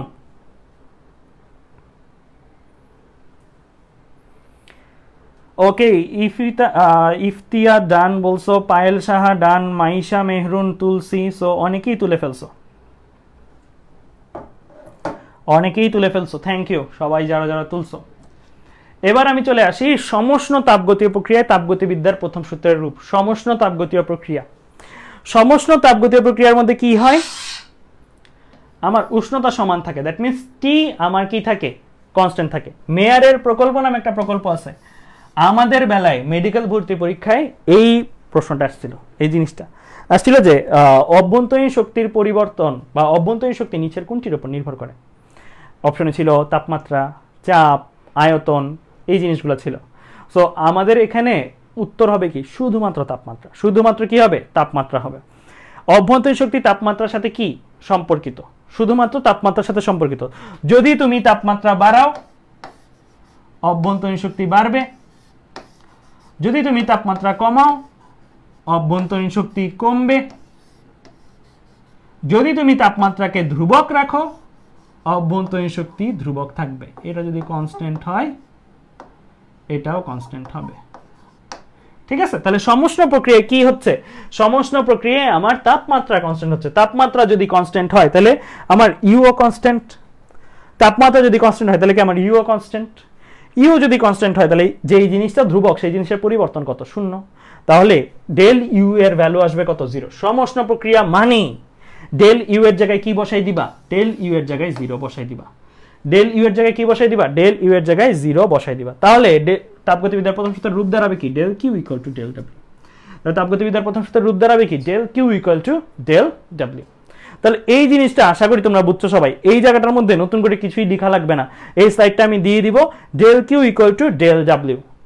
যখন আমার সমুষ্ণ প্রক্রিয়া তখন ডেল ইউ এর ভ্যালু কি, 0। ঠিক আছে, তাহলে এই পেজটা থেকে আমরা শিক্ষা পাইলাম যে সমুষ্ণ প্রক্রিয়ায় যেই পরিমাণের তাপ শক্তি সিস্টেমকে দেওয়া হবে সেটা সরাসরি প্রসারণে ভূমিকা রাখবে, কিন্তু কোনো কি করবে না, তাপমাত্রা বাড়াবে না, কমাবে না। যদি তাপ আমি সরাই দিই তাহলে এটা কি করবে, সংকোচনে ভূমিকা রাখবে। তাপ দিলে প্রসারণ, তাপ নিয়ে নিলে সংকোচন। কেমনে বুঝলাম, এটা প্লাস হলে এটা প্লাস, এটা প্লাস মানে কি প্রসারণ, আর এটা প্লাস মানে কি তাপ দেওয়া, তাপ মানে সিস্টেমের জন্য পাওয়া, সিস্টেম পাচ্ছে। সিস্টেম তাপ পাইলে প্রসারণ হবে, সিস্টেম তাপ ছেড়ে দিলে সংকোচন হবে। ঠিক আছে, তাহলে এই জিনিসটাই হচ্ছে আমার কি, সমুষ্ণ প্রক্রিয়ার জন্য। ওকে ডান, তাহলে সমুষ্ণ প্রক্রিয়া। এবার সেই রুদ্ধতাপীয় তাপগতীয় প্রক্রিয়া, রুদ্ধতাপীয় তাপগতীয় প্রক্রিয়া। রুদ্ধতাপ এটার মধ্যে কি হচ্ছে, এটার জন্য কি হচ্ছে, এটার জন্য ডেল কিউ ইকুয়াল টু 0। কেন ভাইয়া, কারণ রুদ্ধতাপ মানে কি, কিউ কনস্ট্যান্ট। রুদ্ধতাপীয় মানে কি, কিউ কনস্ট্যান্ট, আর কিউ যদি কনস্ট্যান্ট হয় তাহলে ডেল কিউ কত, ডেল কিউ 0, ডেল কিউ এর ভ্যালু 0। তাহলে আমরা যেই সূত্রটা শিখছি আমরা যে del Q equal to del U plus del W, সেটার অবস্থা কি দাঁড়াবে, ডেল কিউ যদি 0 বসে সেটার অবস্থা কি দাঁড়াবে, ডেল কিউ এর জায়গায় 0 বসছে, তাহলে 0 equal to del U plus del W. তাহলে আমি ডেল ডাব্লিউ ইকুয়াল টু কি লিখতে পারি, মাইনাস ডেল ইউ। এইখানে মাইনাসের জন্য কিন্তু একটা ব্যাপার ঘটে, এখানে যে এই মাইনাসটা আছে এই মাইনাসের জন্য কিন্তু একটা ব্যাপার ঘটে, সেই ব্যাপারটা আমি তোমাদেরকে একটু বুঝাই। আমরা del W equal to minus del U যে পাচ্ছি, তার মানে কি, একটু চিন্তা করে দেখো তো, ডেল ডাব্লিউ যদি 10 জুল হয় তাহলে ডেল ইউ কত, -10, তাই না? ডেল ডাব্লিউ যদি প্লাস হয় তাহলে ডেল ইউ কত আসে, মাইনাস আসে। এটার মিনিং কি, এটার মিনিং কি, মিনিং হচ্ছে যদি সিস্টেম কাজ করে তাহলে অভ্যন্তরীণ শক্তি হ্রাস পায়। যদি সিস্টেমের উপরে কাজ করা হয়, মানে এইটা যদি মাইনাস হয়, এটা মাইনাস হয় মানে কি, সিস্টেমের উপরে কাজ করছে, পরিবেশ কাজ করছে, তখন এটা কি প্লাস হবে। তার মানে সিস্টেমের উপরে কাজ করা হলে অভ্যন্তরীণ শক্তি বৃদ্ধি পায়। এই কথাটা থেকে একটা সামারি আমরা আনতে পারি। কিরকম সামারি সেটা আমি একটু দেখাই, সেটা হচ্ছে, আমরা তো অলরেডি জানি ডেল ভি এর উপরে ডেল ডাব্লিউ এর প্লাস মাইনাস 1 নির্ভর করে। ডেল ভি প্লাস হইলে ডেল ডাব্লিউ প্লাস হয়, মানে প্রসারণ হইলে ডেল ডাব্লিউ পজিটিভ, সংকোচন হইলে ডেল ডাব্লিউ নেগেটিভ। তাহলে আমরা এইভাবে একটা ডায়াগ্রাম আঁকতে পারি যে প্রসারণ হইলে ডেল ডাব্লিউ পজিটিভ আসে, ডেল ডাব্লিউ পজিটিভ আসা মানে হচ্ছে সিস্টেম কাজ করে, সিস্টেম কাজ করা মানে হচ্ছে সিস্টেম যদি কাজ করে তখন এটা যদি পজিটিভ আসে তাহলে ডেল ইউ কি আসতেছে, নেগেটিভটা কি দেখছি, এটা প্লাস হইলে এটা মাইনাস, তাহলে এইটা প্লাস হইলে এটা মাইনাস, আর এটা মাইনাসের মানে কি, অন্তঃস্থ শক্তি হ্রাস পাচ্ছে। আবার এইখান থেকেও আরেকটা কথা টানা যায়, সেটা কি বলি,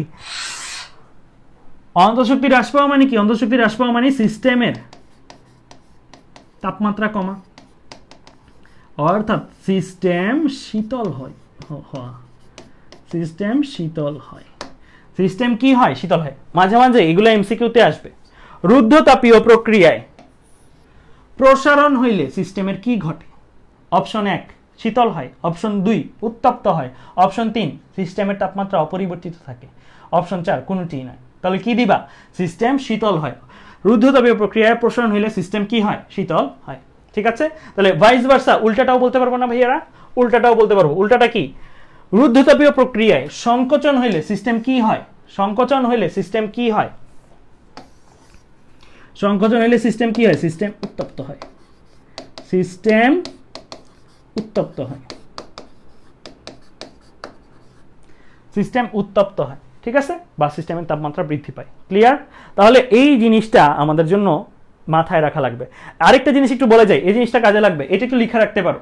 রুদ্ধতাপীয় প্রক্রিয়া কেমনে বুঝবো, ম্যাথসে রুদ্ধতাপীয় প্রক্রিয়া কেমনে বুঝবো, প্রথমত ম্যাথসে বোঝার উপায় হচ্ছে, যদি তোমাকে বলে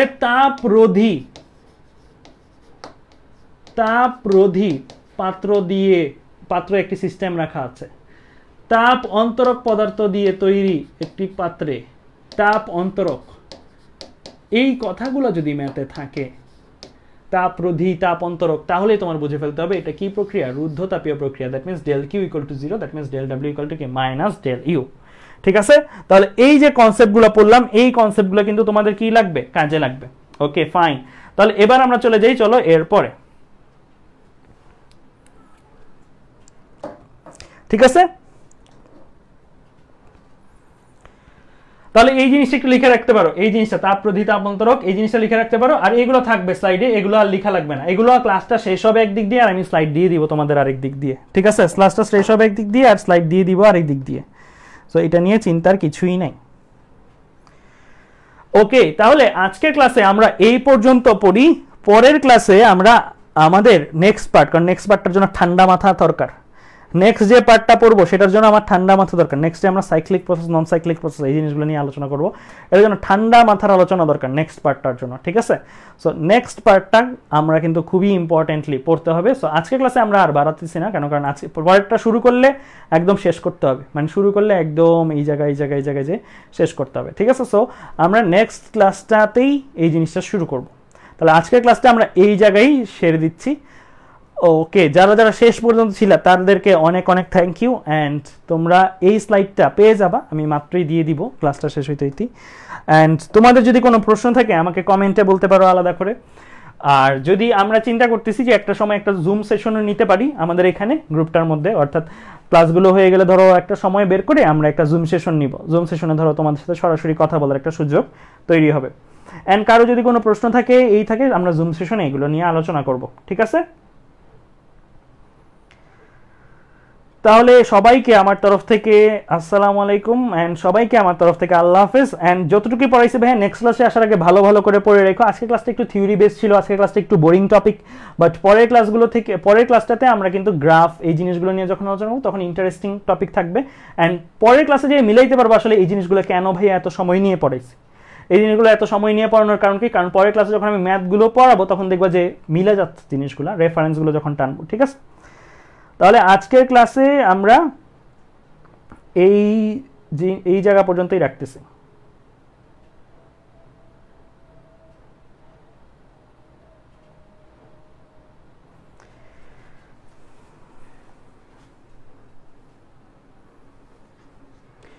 ঠিক আছে, তাহলে আল্লাহ হাফেজ সবাইকে। আমি স্লাইডটা দিয়ে দিচ্ছি তোমাদেরকে।